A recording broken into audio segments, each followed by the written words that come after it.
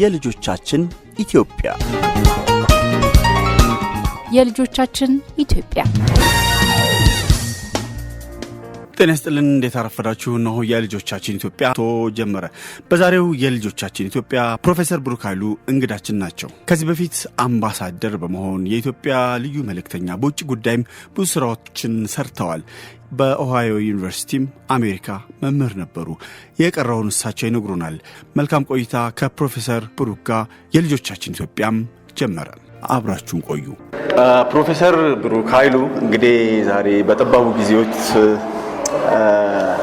አንዳንዴም እዚህ ቦታ መገናኘት ጥሩ ነው ካፌ ውስጥ ተገናኝተናል 4 ኪሎ አንዱ ካፌ ውስጥ ተገናኘን እንኳን ደህና መጡ በመጀመሪያ ወደ ልጆቻችን ኢትዮጵያ እሺ እንኳን በሰላም ተገናኘን ለግብዣው አመሰግናለሁ ለአድማጮቹም እንዲሁም በያሉበት መልካም ሰንበት እላለሁ እንደው ፕሮፌሰር አሁን ሳይወት ጡረታ ወጥም ይመስላል ግን ደግሞ ጉልበቶትን እንቅስቃሴዎትን ሳይ ደግሞ በጭራሽ ተጠራጠርኩ ጡረታ ወጡ ምን ሲሰሩ ነበር የት ነበሩ እነዚህ እስኪ ረዘም አድርገው ይንገሩኝ ስለራስዎት መጀመሪያ በጣም አመሰግናለሁ እንግዲህ በዚህ ደረጃ ስላየኝ አመሰግናለሁ ሰውም አምንም አብዛኑ ጡረታ ብዬ እግሬን ሰብስቤ እንግዲህ አገሬ ብዬ መለስ ቀለስ ብዬ እየመጣው ነው 5 አመት 4 አመት እየሆነኝ ነው አሁን አረጋና ነው ትርሶ ይሰራሉ ይሉኛል ይሄም ለኔ ተስፋ ነው እናንተን የመሰለ ወጣት እንዲህ ሲል ደስ ይለኛል እንደምታውቀው ጉልበት ነው የሚቀንሰው እንጂ መቼም የሰው አእምሮ እግዚአብሔር ሰጣን ማስተዋል የመሳሰለው እስከ መጨረሻው አብሮ ይኖራልና እኔም በቁጭት የመጣሁት አገሬን ወዳለሁ በቁጭት የመጣሁት የመጨረሻ እድሜን ከወገኔ ጋር ሆኜ ያለኝን ያካፈልኩ የተማርኩ የተማማር የተጋገዝን እቺን ምንወዳትን ሀገር የሚመጥናትና የሚገባ ደረጃ ላይ ለማድረስ በሚል የተንቀሳቀስኩ ይገኛለሁ ማለት ይችላል የት ነበሩ ምን ሲሰሩ ነበር ብዙ ቦታ ነበርኩ ማለት ይችላል ከኋላ ወደፊት ስመጣ አሁን እዚህ በአዲስ ለውጥ ተስፋ ልቤ ውስጥ ጭሮ ፊቴን መልሼ የነገሮችን ያመቻቸው ወዲህ ተመልሻለሁ አሜሪካ ነበርኩ ለአንድ 20 አመት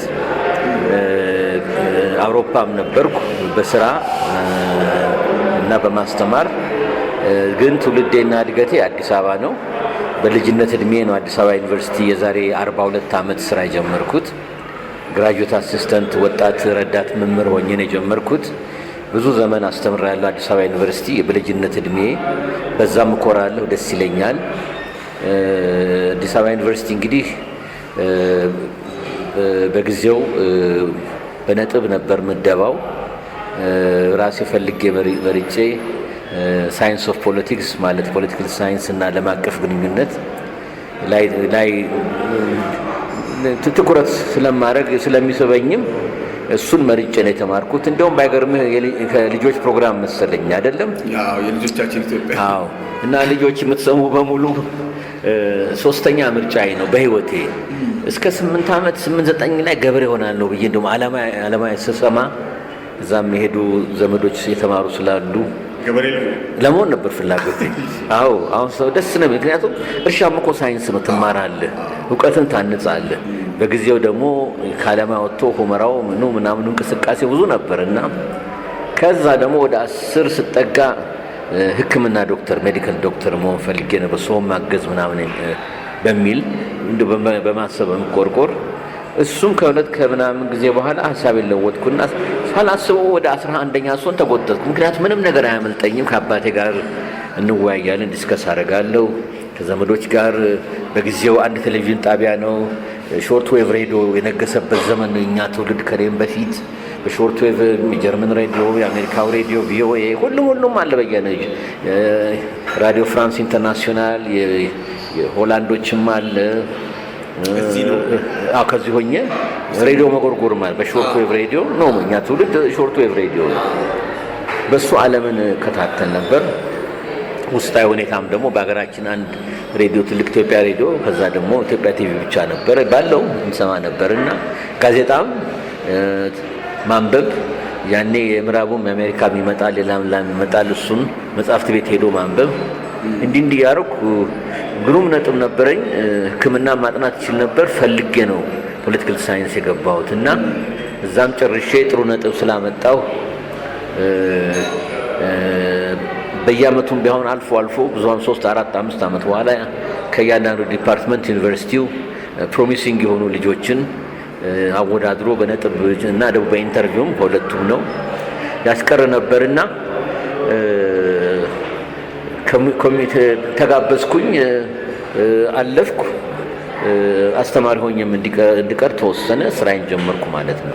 እንግዲህ በዛን መልክ አዲስ አበባ ዩኒቨርሲቲ በጣም በወጣት እድሜ ነው ስራ ጀመርኩት። 6 ኪሎ ዩኒቨርሲቲ ነው? አዎ። የት የሚለውን ዋናው ሜን ካምፓስ 6 ኪሎ ኮሌጅ ኦፍ ሶሻል ሳይንስስ አሁንም አለ። ዲፓርትመንት ኦፍ ፖለቲካል ሳይንስ ኤንድ ኢንተርናሽናል ሪሌሽንስ ያኔ በእኛ ጊዜ በመሃል በነበረው ለውጥ ጎፍ ይባል ነበር። ገቨርንመንታል አፌርስ ተብሎ ነበር ለተወሰነ አመታት። ለውጡ ማለት ከየትኛው? በደርግ ለውጥ ያብዮቱ ማለት ጎፍ ይባል ነበር። ገቨርንመንታል አፌርስ ዲፓርትመንት ኦፍ ገቨርንመንታል አፌርስ ይባል ነበር። እንደገና ጥቂት አመት በኋላ ኦልሞስት ወደ ነባሩ ወደ ዲፓርትመንት ኦፍ ፖለቲካል ሳይንስ ተለወጠ። እዛ እንግዲህ በነበሩት አባቶቻችን ልበል ታላላቅ ወንድሞቻችን መምህራን በእነሱ ተኮትኩተን ያደግነው እኔም ሆንኩኝ ከኔ ጋር የሚሰሩት እንግዲህ ዩኒቨርሲቲ አንደኛ የምርጫ ሆኖ ቀረሁ እንጂ በሚገርም ሁኔታ ጥሩ ነጥብ ስለነበረኝ በተለይ ልማት ባንክ ስራ አግኝቼ ነበር። ገና ሁለተኛ ሶስተኛ ያለው ክረምቱን እዛ ስራ ነበር። ልማት ባንክ ሌላም ቦታም ስራ አግኝቼ ነበር እና እዛም መሄድ ፍላጎት ነበረኝ። እስከ ላይ ድረስ ኢንትረስት ነበረ በእነሱ። ግን ዩኒቨርሲቲው ይበልጣል በሚል አባቴንም አማክሬ እንደ አንድ ልጅ ምን ይመስልሃል ይሄን እያሰብኩ ነው ስል ጥሩ ነው ውጭ ሄደህ መማር ትችላለህ እድሜ ልክን በእውቀት አካባቢ ስለምትኖር በሚል ተወያየንና ለዩኒቨርሲቲው አደላሁ ስራ ጀመርኩ። እስካሁን ድረስ እንግዲህ ቀለም አካባቢ በብዛት አለው ማለት ነው።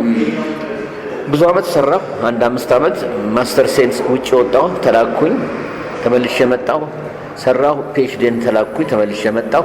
እንዲህ ያልኩ እየወጣሁ እየገባሁ አዲስ አበባ ዩኒቨርሲቲ ነው የሰራሁት እና የተማርኩት። በዚህ ብቻ አይደለም። እያደኩ ስመጣ የአስተዳደራዊ ቦታ በፕሬዝዳንቱ ታጭቼ ተመርጬ ያኔ የአዲስ አበባ ዩኒቨርሲቲ ፕሬዝዳንቱ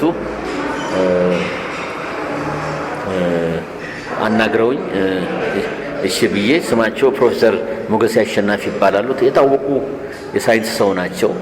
እሳቸው ነበሩ መሪው። ያኔ የውጭ ግንኙነት ኃላፊ ሆኜ ተሾምኩኝ። 4 አመት ገደማ በቃ የውጭ ግንኙነት ቢሮውንም በርቤ እያስተማርኩም ሰራ ነበር ማለት ነው። እንግዲህ ባጭሩ የውጭ ግንኙነት ጽህፈት ቤት አሁን እንደውም በቫይስ ፕሬዚደንት ፕሮቮስት ደረጃ ከፍ ብሏል። በአሁኑ ጊዜ አታሼ የሚባለው ነው ወይስ? አታሼ ቃሉ እሱ ብቻ ነው። አታሼ ሳይሆን ማለት ነው በቃ የውጭ ጉዳይ ሚኒስትር በል። የዩኒቨርሲቲውን ውጭ የምትወክል አንተ ነህ። በመላው ዓለም ትሄዳለህ፣ ትፈራረማለህ። ያው ፕሮሚሲንግ ዩኒቨርሲቲ ትፈልጋለህ፣ ታነፈንፋለህ። የሪሰርች ፈንድ ማምጣት ገንዘብ ለዩኒቨርሲቲው፣ ለፋክልቲዎች ስኮላርሺፕ ማስገኘት፣ ውጭ ዩኒቨርሲቲዎች ደግሞ ኢትዮጵያ መጥተው ሪሰርች ማድረግ የሚፈልጉትን ማምጣት፣ ለዩኒቨርሲቲው ገንዘብም ሆነ ማቴሪያል እርዳታ ማስገኘት፣ ያን በተመለከተ ላይ አትኩረህ እንደገናም ደግሞ በሀገር ውስጥ ሚዲያ አሁን አንተ የምታደርገውን የዩኒቨርሲቲው አይንና ጆሮ የሚሆነው ይሄ ቢሮ ነው። ለምሳሌ ፕሬስ ኮንፈረንስ ገለጻ የምሰጠው ማደርገው እኔ ነኝ። ማመቻቸት ለፕሬዚደንቱ ሁለት ቫይስ ፕሬዚደንቶች አሉ፣ ሌሎችም አሉ። ለእነሱ ማመቻቸት፣ ትልልቅ ክብረ በዓልና ኢቨንቶቹ ዝግጅት ላይ መሳተፍ፣ ከመንግስት አካላት ጋር ሄደህ ዩኒቨርሲቲን ወክለህ መነጋገር የመሳሰሉትን በጣም ያለ የውጭ ግንኙነት ስራ አገር ውስጥም እሱን ነው የምትሰራው። ከመንግስት ጋርም ትምህርት ሚኒስቴር ጋርም እንዳስፈላጊነቱ መነጋገር፣ ዩኒቨርሲቲውን በተመለከተ የምትጠራውም አንተ ነህ።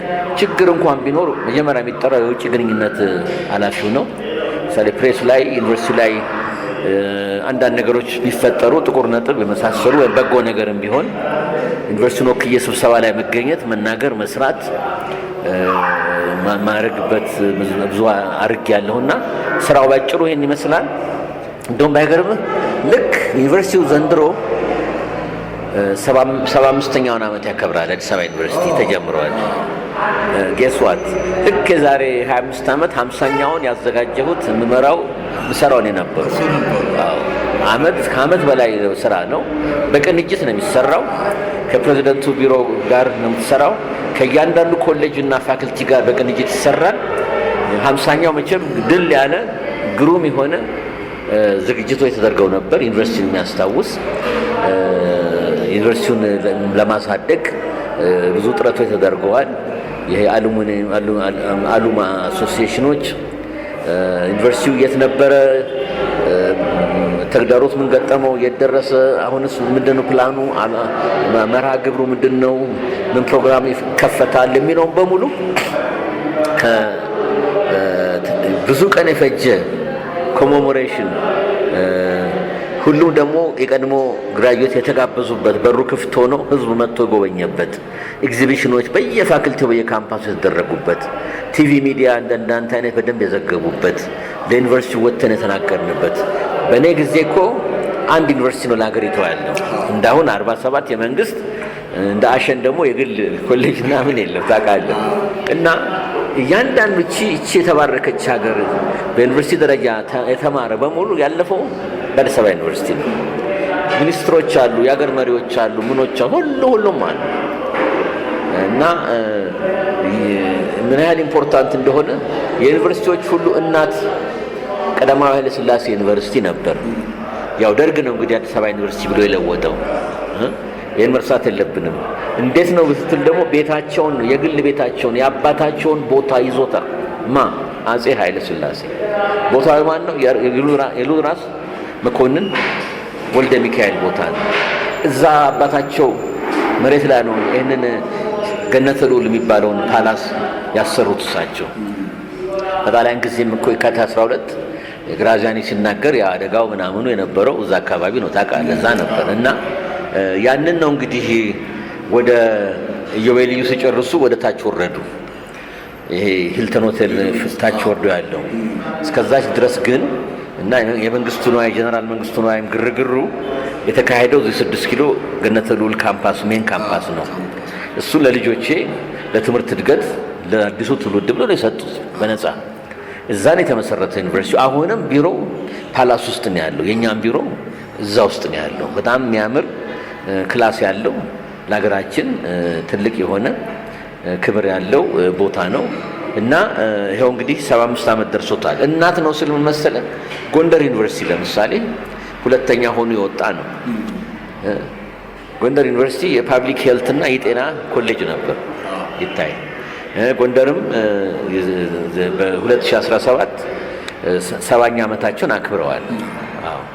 እና ይሄንን መርሳት የለብንም። እና በቀሌ ዩኒቨርሲቲ ብትል፣ ባህር ዳር ብትል፣ ፖሊ ፔዳ ብትል በሙሉ ከአዲስ አበባ ዩኒቨርሲቲ ተገንጥለው ወጥተው እያደጉ ሲመጡ ዩኒቨርሲቲ ስታተስ ተሰጥቷቸው ያደጉ ናቸው። የጅማውንም አስብ፣ አዋሳውንም አስብ፣ አለማያንም አስብ።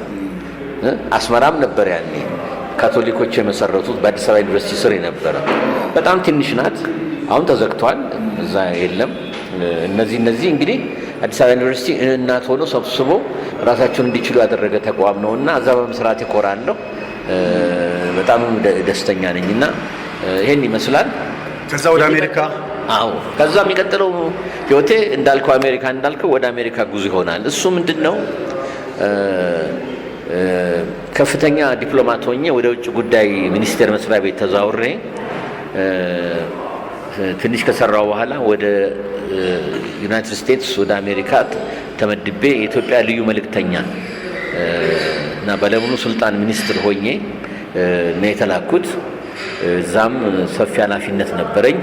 እኔ እንግዲህ ትምህርቱን ቲዮሪውን ፖለቲካል ሳይንስ በቲዮሪ አውቀዋለሁ፣ በተግባር ደግሞ በመስራት ደግሞ እድለኛ ነኝ። ሁለቱን በማቀናበር ማለት ነው። ቲዮሪ መስራት ማወቅ ጥሩ ነው፣ ግን ፕራክቲካሊ እንዴት ቀን በቀን how it operates how it works ለልጆች አዲሱ ትውልድ ነው የምናገረው። ማወቁ ደግሞ ይጠቅማል። ሁለቱን ስታገናኝ በዚህ የሚጎለውን በዚህ ታሟላለህ፣ በዛ የሚሟላውን በዚህ ታደርጋለህ እና የራሱ ትልቅ እውቀቴንና ህይወቴን አድማሱን አስቷል። ኮኔክሽኔንም ኤክስፒሪየንስንም በሰፊው አሳድጎልኛል እና ሬር የሆነ ኮምቢኔሽን ነው። ዲፕሎማትም ነኝ እስከ አምባሳደር ደረጃ ድረስ በተግባር የውጭ ግንኙነት ፎረን ፖሊሲ የምንለው ዲፕሎማሲ የፓብሊክ ፖሊሲውን ከሀገራት ጋር ያለውን ግንኙነት የተባበሩት መንግስታትም ቋሚ መልእክተኛ ነበርኩና በተለይ በዩኔስኮ ፓሪስ ነበርኩ በርካታ ዓመታት። እንግዲህ በካልቸር በምን በመሳሰለው ይሄ ሁሉ ጥሩ እድል ኤክስፒሪየንስ አግኝቻለሁ። ሀገሬንም በተቻለኝ ሞክሬያለሁ ለማገዝ ማለት እችላለሁ። እንደውም በዚህ አጋጣሚ አንድ ነገር ልንገርህ፣ ዛሬ የሆነ ነገር ነው። ኢትዮጵያ የዩኔስኮ የተባበሩት መንግስታት የትምህርት፣ የካልቸር፣ የሳይንስ፣ የስፖርት ድርጅት ማለት ነው። ሰባት ማንዴት ነው ያለው። ኒውዮርክ ያለው ኒውዮርክ ሲቲ ሄድኳርተር ሆኖ ፖለቲካል እና ትንሽ ኢኮኖሚክ ነገሮችን ነው የሚያው። ጂኒቫ ሂውማን ራይትስ ኢኮኖሚክ ምናምን ነው የሚያው። ፓሪስ ያለው ደግሞ ተከፋፍሎ ነው። እሱ ደግሞ ካልቸር ምን ነው የሚያው። እና ዛሬ ትልቅ ደስ የሚል ፓሪስ ስለሰራው ዩኔስኮን ቋሚ መልእክተኛ ስለነበረው ተደስቻለሁ። እሱ ምንድነው የቦርድ አባል ሆነን ተመርጠናል ኢትዮጵያ። አዎ የዛሬ 20 ዓመት እኔም ባለው ጊዜ በትግል ቦርድ አባል ሆነን የራስን አሻራና የግል ብቻ አይደለም የቲሙ የኤምባሲው ስራ ነው ማስመረጥ ችለን ነበር።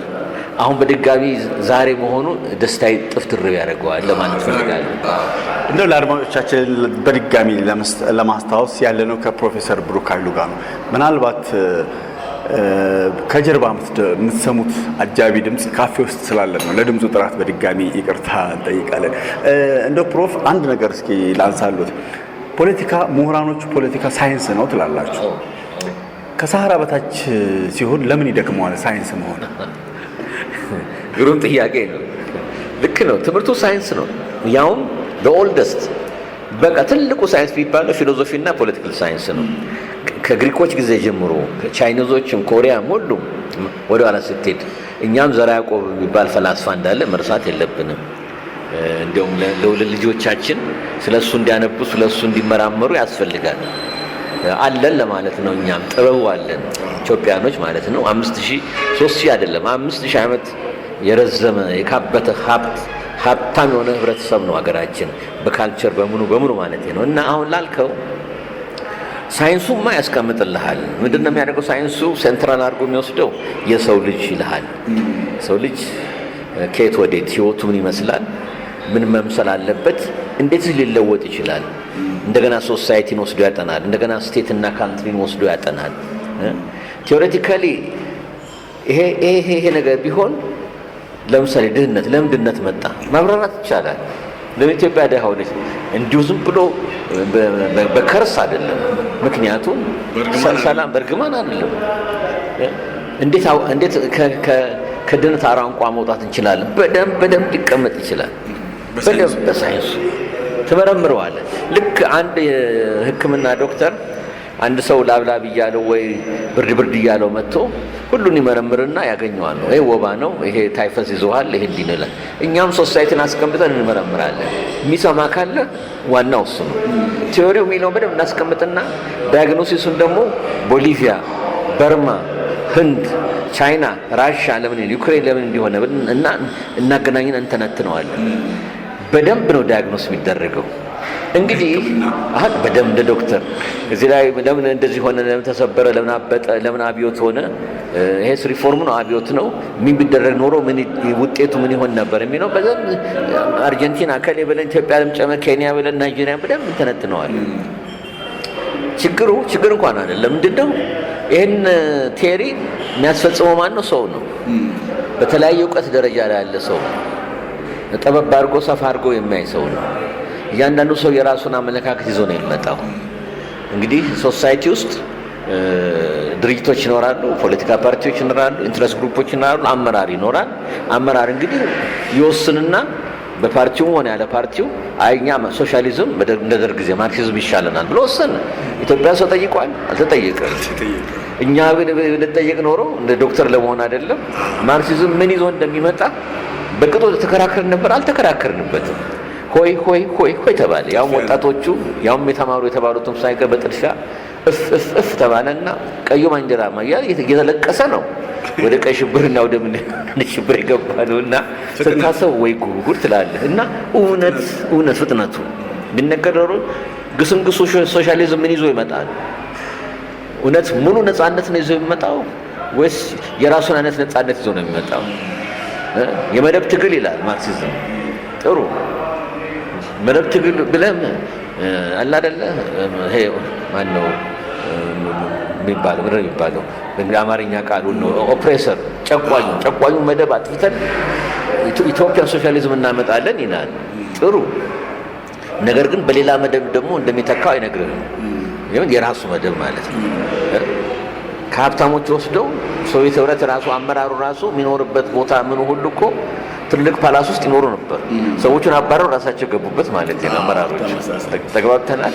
ይሄ ሁሉ እኛ እንናገራለን። ስለዚህ አስፈጻሚው ነው ችግር ብዙ ጊዜ የሚሆነው። እንዴት ነው አንደርስታንድ የሚያደርጉት? መደብ ስንል ግን ፕሮፍ እዚህ ጋር እንደው እኛ ሀገር በበቅሎ መሄደውን ሰው አስወርዶ እኩል በእግር መሄድ ነው የመደብ ያን ያህል እንደው በሚገርም ሁኔታ በጊዜው በደርግ ጊዜ በዓለም ደረጃ ሶሻሊዝም ብሎም ኮሚኒዝም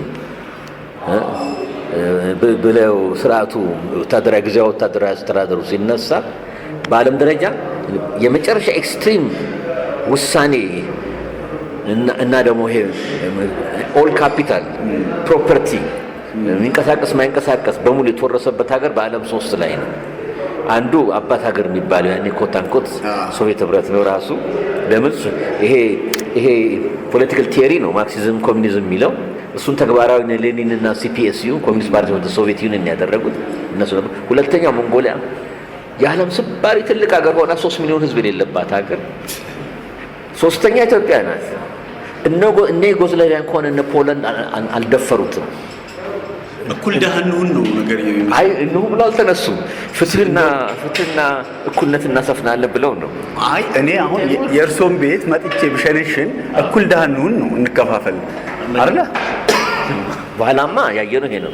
ትንሽ እንኳን አቅም የነበረውን ሁሉ በ5 ዓመት ውስጥ በሙሉ ኢትዮጵያ ውስጥ በቃ ሲጠወልግ ታያለህ። ጠወልጉ ያለው እንኳን ተወስዶበት አንዳንድ ነው የቀረው። በዛች እየተንገዳገደ ይኖራል ወይ አከራይቶ ወይ ምን ብሎ ወርዶ ሁሉም ማስ ፖቨርቲ ነበር ያደረሰው።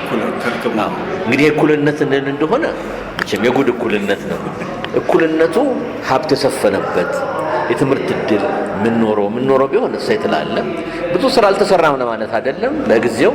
ነገር ግን ኤክስትሪምሊ በመወሰዱ ወደ ድህነት እንደገና ደግሞ ሌላው ትልቁ ፋክተር የሰላምና መረጋጋት አለመኖሩ እሱ ነው ስርዓቱን የጣለው። ሰሜን የነበረው እና ኤርትራ የነበረው ንቅናቄ ማለት ነው ውጊያው ምናምኑ። ነገር ግን ምን ይሻል ነበር ብትለኝ ለምሳሌ ሚክስድ የሆነ ኢኮኖሚ በጊዜው ዩጎዝላቪያ ያደረጉት። ደርግም ገርማል አመት ተኩል ሲቀረው እየየ ሲባል 18 ዓመት መጨረሻ ላይ ተግባራዊ ለማድረግ ሞከረ። ግን ቱሌት ማንም አይሰማውም። እሱም ወዲህ ሲሮጥ አንዴ ወደዛ ሲሮጥ አንዴ ወደዚህ ሲል በግጭቱ ማለት ነው ፋታም አላገኙም። ገብቷቸው ነበር። ግን እየየ ሲባል እንዴት አረባካች ሲባል መጨረሻ ላይ ሆነ ኢትስ ቱሌት። ከዛ ያደገባ ማለት ነው እና አዲስ ምዕራፍ ተከፈተ ማለት ነው። እና ሳይንሱ በደንብ ይተነትናል። ሳይንሱን የሚያውቅ ቢሆን ጥሩ ይመረጣል። ነገር ግን ብዙ ጊዜ ስልጣን ላይ የሚወጡት ሰዎች ወይ ኮሎኔሎች ናቸው፣ ሻምበሎች ናቸው። ለመናቅ አይደለም በቁጭት በምንድን ነው ሀገራቸውን ለመለወጥ ነው። ይሄን አፕሪሺየት ማድረግ አለብን። ነገር ግን ምን አይነት ግንዛቤ ይዘው ነው የሚመጡት? እኔ ለምሳሌ ሜዲካል ዶክተር ብታደርገኝ ሰው ገላለሁ አላድንም። ጥቁር አንበሳ አሁን ሄደን በደስ ሞክረው ትለኝ እንኳን ልብ እንትልል ኩላሊት ልነቅልና ልተክል አፔንዲክስ እንኳን ያዘውን አላድነውም። ለምን? ሁሉ በሙያው ነው። ተሰጥኦም እግዚአብሔርም ተሰጥኦም ኢንትረስቱም አለ አይደለም እንዴ? እና አንዳንዴ ብዙ ጊዜ የፖለቲካ መሪዎች ግማሹ ቬተርነሪ ዶክተር ነው ገብቶሃል። የት ላይ አውለው የሚለው ይነጋገር ልቦናው ጋር ማለት ነው። ግማሹ ተነስቶ ቄስም ሊሆን ይችላል ተነስቶ የመጣ ነው። እንግዲህ የቄሳር ለቄሳር የእግዚአብሔር ለእግዚአብሔር ነው። ሁለቱ ሲቀላቀል ደግሞ ይጦዛል። ይሄም ሁኔታዎች አሉና ሳይንሱማ በደንብ ይተነትልልሃል። ለምን እንዲሆነ የሚለውን እያንዳንዱ ነገር አሁን የሚካሄደው ቁጭ ለምን ዲስከስ መከራከር እና ይሄን ቢያደርጉ እኮ ኖሮ ይሄ አይሆንም ነበር። ወደ ህዝቡ ወደዚህም ወደ አመጽም ወደ ምንም ህዝቡ ሊሄድ አይችልም ነበር።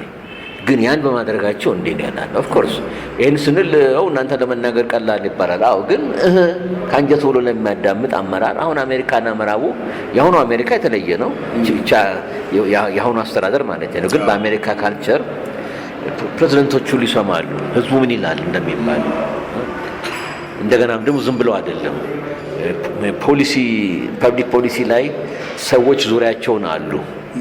ምን ይመስላችኋል ተብሎ ይሰጣቸዋል ሐሳቡ እንዲህ ብታረጉ እንዲህ ነው አመስግነው ይሸኟቸዋል። ከዛ የፖለቲካ መሪዎች ይወስናሉ። ተግባብተሃል? ይሄን ሰርግ ይሄም ነገሩ ተቆርቆሮ ሰራ ይደመጥ አይደመጥ የሚወስነው እሱ አይደለም። ስልጣን የለውም።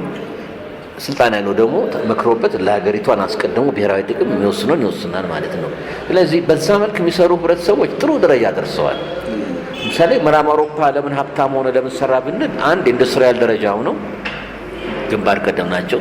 ሁለት የሊበራል ዲሞክራሲ ስሜቱ ስር የሰደደ ነው፣ ይደማመጣሉ።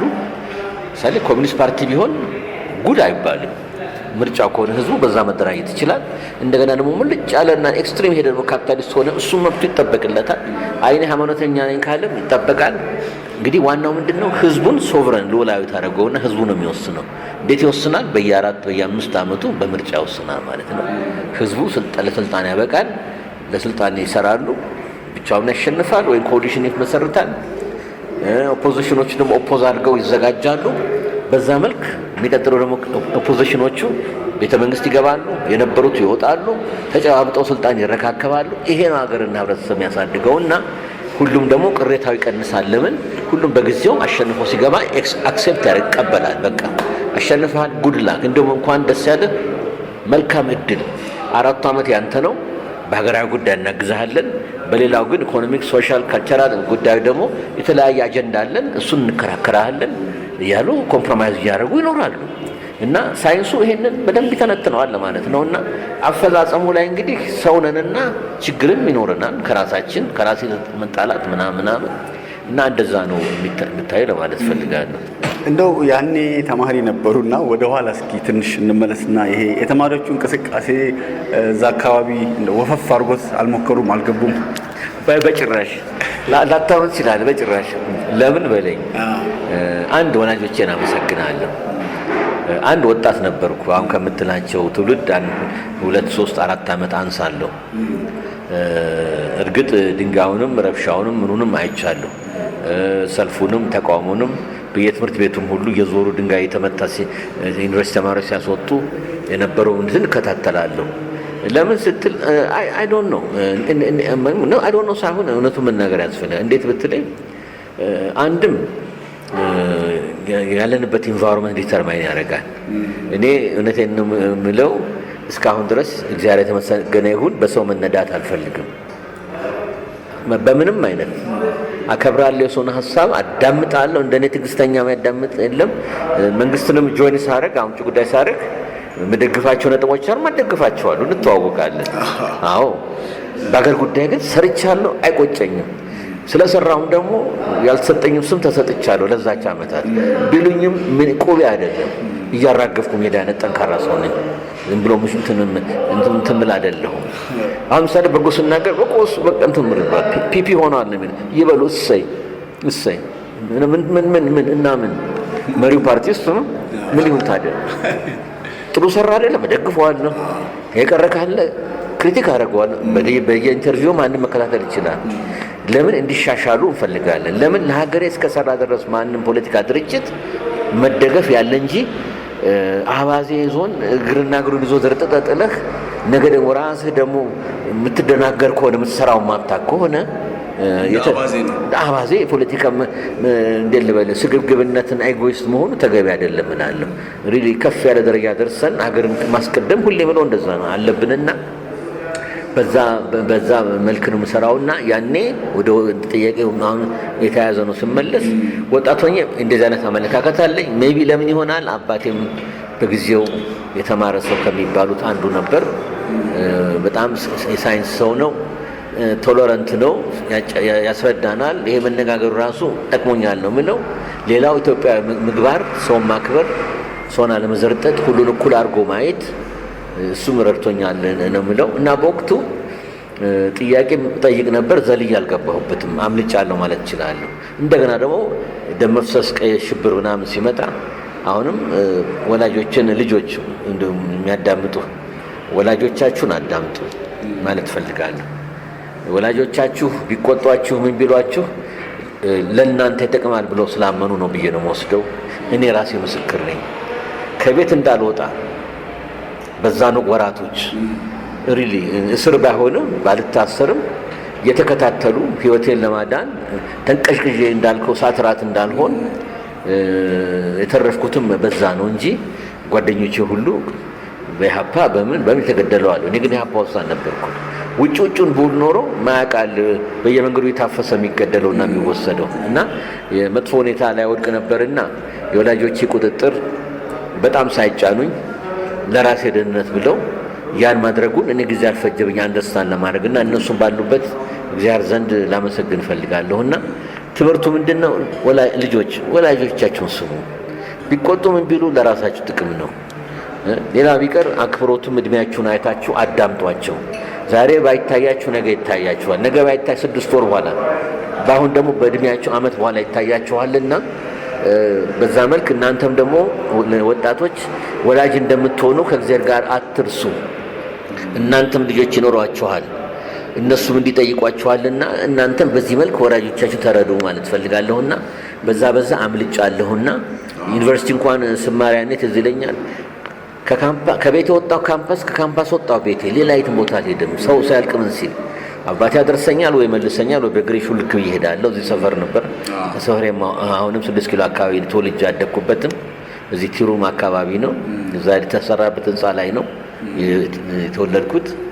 ፈርሶ ነው ቤቱ እዛ ላይ የተሰራው እና እሳት የነበረበት ሰፈር ነውና በታምርም በወላጆች ጥረት በራሴም ጥንቃቄ እዚህ ደረጃ ደርሻለሁና አሁንም እንግዲህ እድሜ ከፍ ያለ ነው። ቶለራንት ነኝ። ቶለራንት ማለት ማንንም ሀሳብ ቁጭ ያዳምጣሉ። ምንም ቅር አይለኝም። አዎ ይሄን አልክ መሰለህ። አዎ እኔ ግን በዚህ መልክ ብታስበው ጥሩ ነው አንተስ ሲለኝ እኔ ደግሞ እድሉን ከሰጠኝ ይሄ ቢሆን ጥሩ ነው፣ ይሄ ቢሆን ጥሩ ላይ መጣ ይችላል፣ ይሄን ደግሞ ተስማምተን እንለያይ ሌትስ አግሪ ቱ ዲስአግሪ የሚል ደረጃ ላይ ከፍ ያለ ደረጃ ላይ ደርሰን መልመድም እንዳለብን ይታየኛል። ያንንም ስላረኩኝ ከዛ ማአት ልወጣች ይያለሁ ማለት እችላለሁ። እንደው አዳምጣለሁ ሲሉኝ ፕሮፌሰር ያኔ ጥሩ የክርክር የተማሪዎችንም ምርጫ ነበር፣ ዲቤት የሚባለው ውይይት ነበር። ያ ባህል ወደ ሃይ ስኩል ወደ አንደኛ ደረጃ ትምህርት ቤት ሰፍቶ አጠቃላይ የሀገሪቷ ባህል ቢሆን ኖሮ ምናልባት እንደዚህ አይነት ችግር ውስጥ እንገባ ይሆን? በጣም ጥሩ ላንገባም እንችላለን። ለምሳሌ በጉልበት ነገሮችን መፍታት መሞከር ይኸው ተከትሎን እንትን አለ መጣ። ብዙ ጊዜ ቆየብን ማለት ነው። ዲሞክራቲክ ስርዓት ለመገንባት ጊዜ ፈጀብን። አነሰሰሪሊ ጊዜ ሉዝ አረግን ማለት ነው እንጂ አሁን ያልከው ቢደረግ ኖሮ በወቅቱ ብንማር ኖሮ እዚህ ደረጃ አንደርስም። አሁን ያለፈው 7 ዓመት ጥሩ ሁኔታ ታያለ። ለምሳሌ መጣ፣ እስረኞች ተፈቱ፣ በሙሉ ገባ፣ ተዋግቶ ያቃተው ሁሉ ገባ። ጎረቤት ሀገርም ከምንም አይደለም መጡ፣ የሚሰሩትም ይሰራሉ፣ መንግስትንም ጆይን ያደርጉ መንግስትን ጆይን አድርገዋል። እንደገና ያወጡትም ወጥተዋል። ያው ዝም ብለው ከውጭ ሆነው ደግሞ ይሞክራሉ እንትን ይላል። አሁን ምናምን ምንድነው አሁንም 67 ፓርቲ አለ። ሌላ ሀገር አለ ግን እንደዚህ አይነት ነገር የምን አይነት ነገር እንዲህ 67 አዎ በተለይ ምን መሰለህ የታፈገ ህብረተሰብ ሲሆን ባንዴ ነው እንደ እንጉዳይ የሚያድገው። ከዛ በኋላ አንድ እርስ በርስ መሰባሰብ ይጀምራሉ። ሁለተኛ ደግሞ በፖለቲካል ሳይንስ ናቹራል ዴት እና ናቹራሊ ደግሞ ተቀባይነታቸው ይከስማሉ። አዎ ሶስተኛ ደግሞ በአይዲዮሎጂ ተሰባስበው ግራ ክንፍ የሆኑት ሰብሰብ፣ ቀኝ ክንፍ የሆኑት ሰብሰብ። እኛ ጋር ደግሞ ኤትኒክ ፖለቲክስ በኢህአዴግ ተጀምረዋልና ህገ መንግስቱ ውስጥም አብሮት እንደ አንከር ሆኖ የተሰራ ነውና ኤትኒክ ቤዝ ፓርቲዎች ብዙ ናቸው። እውነቱን ለመናገር ግን አይዲዮሎጂ ኤትኒክስ ፖለቲክስ ውስጥ ከአይዲዮሎጂ ውጪ ኤትኒክስ ፖለቲክስ ለብቻው አይዲዮሎጂ ሊሆን ይችላል። ምን ፖለቲካ የኤትኒክስ ፖለቲክስ አይዲዮሎጂ ከሆነ መጥበብ ነው ያለበት። ኤትኒክ ፖለቲክስ እሱም እንደ አንድ ፖለቲካል አፕሮች በዓለም ላይ አለ፣ ግን ብዙ አይደለም። በዓለም ላይ ፕሪዶሚናንት የሆነው አይዲያ ምንድነው? ቤዝድ ኦን አይዲዮሎጂ ነው። ቤዝድ ኦን አይዲዮሎጂን የምትሰባሰበው ላይክ ሴ ከግራ ስንጀምር ማርክሲዝም፣ ሶሻል ዲሞክራሲ፣ ኮሚኒዝም፣ ሶሻል ዲሞክራሲ እያልክ ሴንተሪስት ፓርቲዎች፣ ከዛ ደግሞ ወደ ቀኝ ስመጣ ሴንተር ራይት ይልና ደግሞ እስከ ፋሺዝም ድረስ ይሄዳል። ኤትኒክ ፖለቲክስ የታየው በጥቂት ሀገራት ነው። እንዴት በለኝ። ኤትኒክ ፖለቲክስ የታየው ምንድን ነው? የተጀመረውም በኤትኒክ ደረጃ ሀገራትን ማዋቀር በተለይ ከ19ና 20 ክፍለ ዘመን ላይ ነው የማተኩረው። ሶቪየት ህብረት ላይ ነው የታየው መጀመሪያ። ሌኒን ኮሚኒስት ፓርቲ ወደ ሶቪየት ዩኒየን ተዋግቶ አሸንፈው ሞስኮን እና ፒትስበርግ ተቆጣጥረው ስልጣን ይዘው መንቀሳቀስ ጀምሩ። በኋላ ኤትኒክ ቤዝድ የሆኑ ሪፐብሊኮች ሶሻሊስት ሶቪየት ሪፐብሊክስ ብሎ አቋቋሙ። እሱ ራሱ ራሻን ነው። እሱ ትልቁ የራሻን ብሔረሰብ 14 አንድ ሲደመር 14 15 አቋቋሙ። ለዚህ ራሱ ሶሻሊዝሙ ማርክሲዝሙ አቋቁሟል። ማበለኝ ሲጀመሩ ጥቂት ነበሩ፣ ኋላ የተስፋፉ። አሁን ሴንትራል ኤዥያ ብንሄድ እነ ሌኒን ናቸው አቋቋሙት። ከዛም ስታሊን ማብትል ኪርጊዚ፣ ካዛክስታን፣ ኡዝቤክስታን፣ ታጂክስታን፣ ቱርክሜኒስታን፣ ባልቲክ ደግሞ የሆነው ሆኖና ከዋጧቸው ሁለተኛ ዓለም ጦርነት በኋላ ደግሞ አንደኛው ውጤት ምን ሆነ? ኢስቶኒያ፣ ላትቪያ፣ ሊትዌኒያ የሚባሉ 8 እዚህ ጠራሁልን። ኮኬዥያ፣ ሴንትራል ኤዥያ፣ ኮከሰስ ደግሞ ስትሄድ ጆርጂያ፣ አዘርባይጃን የሚባሉ ስቴቶች ተቋቋሙ። ከደቡብ ሳይድ ደግሞ ጆርጂያ ብያለሁ። ጆርጂያ ራሱ የስታሊን ሀገር ነው። ዩክሬን ተቋቋመ። ዩክሬን ደግሞ የክሩስቾቭ ሀገር ነው እና ለምሳሌ ክሪሚያን የሰጠ እሱ ነው። ለምሳሌ ከራሻ ወስዶ ወደዛ የእሱም አንዱ ጠቅ አሁን የሚዋጉበት ነው። በተለይ የዛሬ 10 ዓመት ክሪሚያ ክሩስቾቭ ከራሻ ስር ነበር ወስዶ ወደ ያው አንዳንዴ ደም እንትን ይላል ይባላል እንግዲህ ብለድ ስቲከር ዳን ዋተር ይባላል እና ለዩክራይን ሰጠ። ዩክሬን እንግሊዘኛ ማለት ነው። እና እንዲህ አድርገው 15 ሆኑ ይታይ። ስለዚህ ይሄ ብቻ አይደለም የሚገርመው። ሌላው ትልቅ ነጥብ ብዙም ራሱን የቻለ በጣም ኢንትረስቲንግ ሳይንስ ኦፍ ፖለቲክስ መርሳት የሌለብን በዛን ጊዜ ይህን ሲያዋቅርም አንድም አጀንዳ ነበረው። በተለይ ክሩስቾቭ አጀንዳ ነበረው። ሞር ሌኒን እድሜ ያልነበረውም በስትሮክ ሞተ። በ50 ወጣት ኤርሊ 50s ሞተ። ምንድን ነበር 15 ሀገር አድርገው 15 ድምፅ ለማግኘት የተባበሩት መንግስታት እነሱ ብቸኛ ቻይና ያኔ ነፃ አሸንፈው ኮሚኒስቶች ስልጣን ያያዙምና 15 ድምፅ ለማግኘት በሚል ስትራቴጂ ተንቀሳቅሰዋል። ይሄ ሊያስቅ ይችላል። አዎ ድምጽ ለማግኘት 15 ወንበር እንዲሰጣቸው። ለምን 44 ነበር። ኢትዮጵያ መስራች ሀገር ናት። 44 ምናምን እና ትንሽ እንኳን ድምጽ ሞቅ ያለ ድምጽ ጀነራል አሴምብሊ ለክርክር እንዲያመች በሚልም በዛን ወቅት ሞክረው 1-2 ሰጧቸው። እንደማስታውሰው ለዩክሬን ተሰጠ፣ ለቤላሩስ ተሰጠ። ስለዚህ 3 ድምጽ ነበራቸው። ከዛ በላይ ግን ወጊዱ እንኳን ኦፊሻሊ ባይሏቸውም የተከራከሩ ፖስትፖንድ እየሆነ ፋይናሊ ሶስተኛ ዓለም ሀገራት በ50ዎችና 60ዎች ኮሎኒያሊዝምን እንደ ስርዓት እየፈረሰ መጥቶ ነፃነታቸውን እያገኙ ሲመጡ የሶስተኛውን ዓለም ድምፅ ወደ ማግኘት ደረጃ ሄደው በነን አላይንመንት ሙቭመንት አለ አይደለ ማግኘት ቻሉና ይሄም አጀንዳ እንደማይሰራ ሲያውቁት ወደ ጎን አድርጎት ማለት ነው። ስለዚህ በኤትኒክ ፖለቲክስ የተንቀሳቀሱ አንድ እነሱ ናቸው ሶቪየቶች። ሌላ የተንቀሳቀሰ ሀገር ህንድ ነው። ህንድ በኤትኒክስ ሳይሆን በላንጉጅ ነው ቤዝድ ነው። ለምሳሌ የእነሱ ፌዴራሊዝም መሰረቱ በላንጉጅ ነው። ስለዚህ እስካሁንም አለ። እነሱም አሳድገውታል እያጠፉ ትላልቆቹን ደግሞ ሰባብረው 2-3 ስቴት ካሉ ወደ 3 እያወረዱ እንድን እያደረጉ እስካሁን አሉ። ስለዚህ ብዙ አልታየም። ሌላው ዩጎዝላቪያ ነው የታየው። ዩጎዝላቪያ ግልጽ በሆነ ሁኔታ አሁን ኢትዮጵያ እንደምናየው ኤትኒክ ቤዝድ ሶሻሊስት ሪፐብሊክ ቲቶ ያቋቋመው አመነበት። እሱም ያው በራሻም ኢንፍሉዌንስ ነው አምኖበት 6 ስቴቶችን አቋቋመ። ትልቁ አንደኛው ዘርቦች ናቸው። ዘርቦች ተዋህዶና ኦርቶዶክስ ናቸው። የራሳቸው ትራይብ ወይም ኤትኒክ በላይ ያላቸው። ቀጥሎ ክሮዋሻ ናቸው። እነሱ ካቶሊኮች ናቸው። አንዱም ጠብ የሃይማኖትም ኤትኒክ ብቻ አይደለም። ሁለቱም ዳብል ችግር ነው ያላቸው። ሶስተኛው ቦዝኒያ ሄርዘጎቪና ተዋህዶ ምንም ሶስቱም ቅልቅል ያለበት የሚኖርበት ነው። እስላሞቹ እስልምና ተከታዮቹ ጠንከር ይላሉ። ከዛ እንግዲህ ኮሶቮ እዛ ውስጥ ነበር እንደማስታውሰው። ከዛ እንግዲህ ሞንቴኔግሮ፣ ማሲዶኒያ የሚባል ማቄዶኒያ እያለ እነዚህ ነበሩ። እነሱም ሄደው ፈረሰ። የፈረሰው ኮልድ ወር ሲያበቃ ሁሉም የራስ ነጣ ፋንታ በሚል ወደ 6 ብትንትን ብለው ወጥተዋል። ስለዚህ ኤትኒክ ፖለቲክስ እንግዲህ እነሱ ሲተውት እኛ ጀመርን። አዎ እንግዲህ እነሱ የተውት 1991 ነው። አዎ ኢህአዴግ ሲገባ ልክ ነው። ኢህአዴግ ሲገባ 1991 እንደ አውሮፓ አቆጣጠር ነው። እነዛ ደግሞ 1990 ጀምሮ 91 መፍረስ ጀምሮ መጀመሪያ የተገነጠለው ትዝ ይለኛል ስሎቬኒያ ነበርኩኝ 1990 ለኮንፈረንስ ብሌድ ስሎቬኒያ ሉብሊያና ወጣ ብሎ እዛ ነበርኩ ሲያውጁ እንደውም ትዝ ይለኛል ገንዘብ ሲሉ ምን ሲሉ ቀጥሎ ክሮኤሽያ ተከተሉ ያለ ሰርቢያ ነው መጨረሻ ላይ ከትናንሾቹ በኋላ ራሱ በቃ እንግዲህ አገር እናቋቁማለን ብለው አሁን ሁሉም የዩኤን አባል ሀገር ናቸው እና እኛ እንዳልከው ፓራሌል ኮምፓራቲቭ አናሊሲስ በፖለቲክስ ስናጠና ፓራሌል ስተዲስ ስናጠና የሚያሳየው የስ እንዳልከው ኢትዮጵያ እንግዲህ አሸንፎ የገባው ኃይል ያመነበት ነው። ህዝቡን አልጠየቀም። አምኖበት 2 ዓመት ትራንዚሽን ፒሪየድ ነበር እንደምታውቀው። በትራንዚሽን ፒሪየዱ ላይ ህገ መንግስቱ በምን ይቀረጽ የሚለው ላይ ደግሞ የራሱ ፖለቲካ ኃይል የራሱ ተጽዕኖ አለው። ሌሎችን ካፈረሰው ጽንሰ ሐሳብ እንዴት እንኮረጃለን ነው ይሄ ጥያቄ። እነመለሱ ቲፒኤልኤፍ አምኖበታል።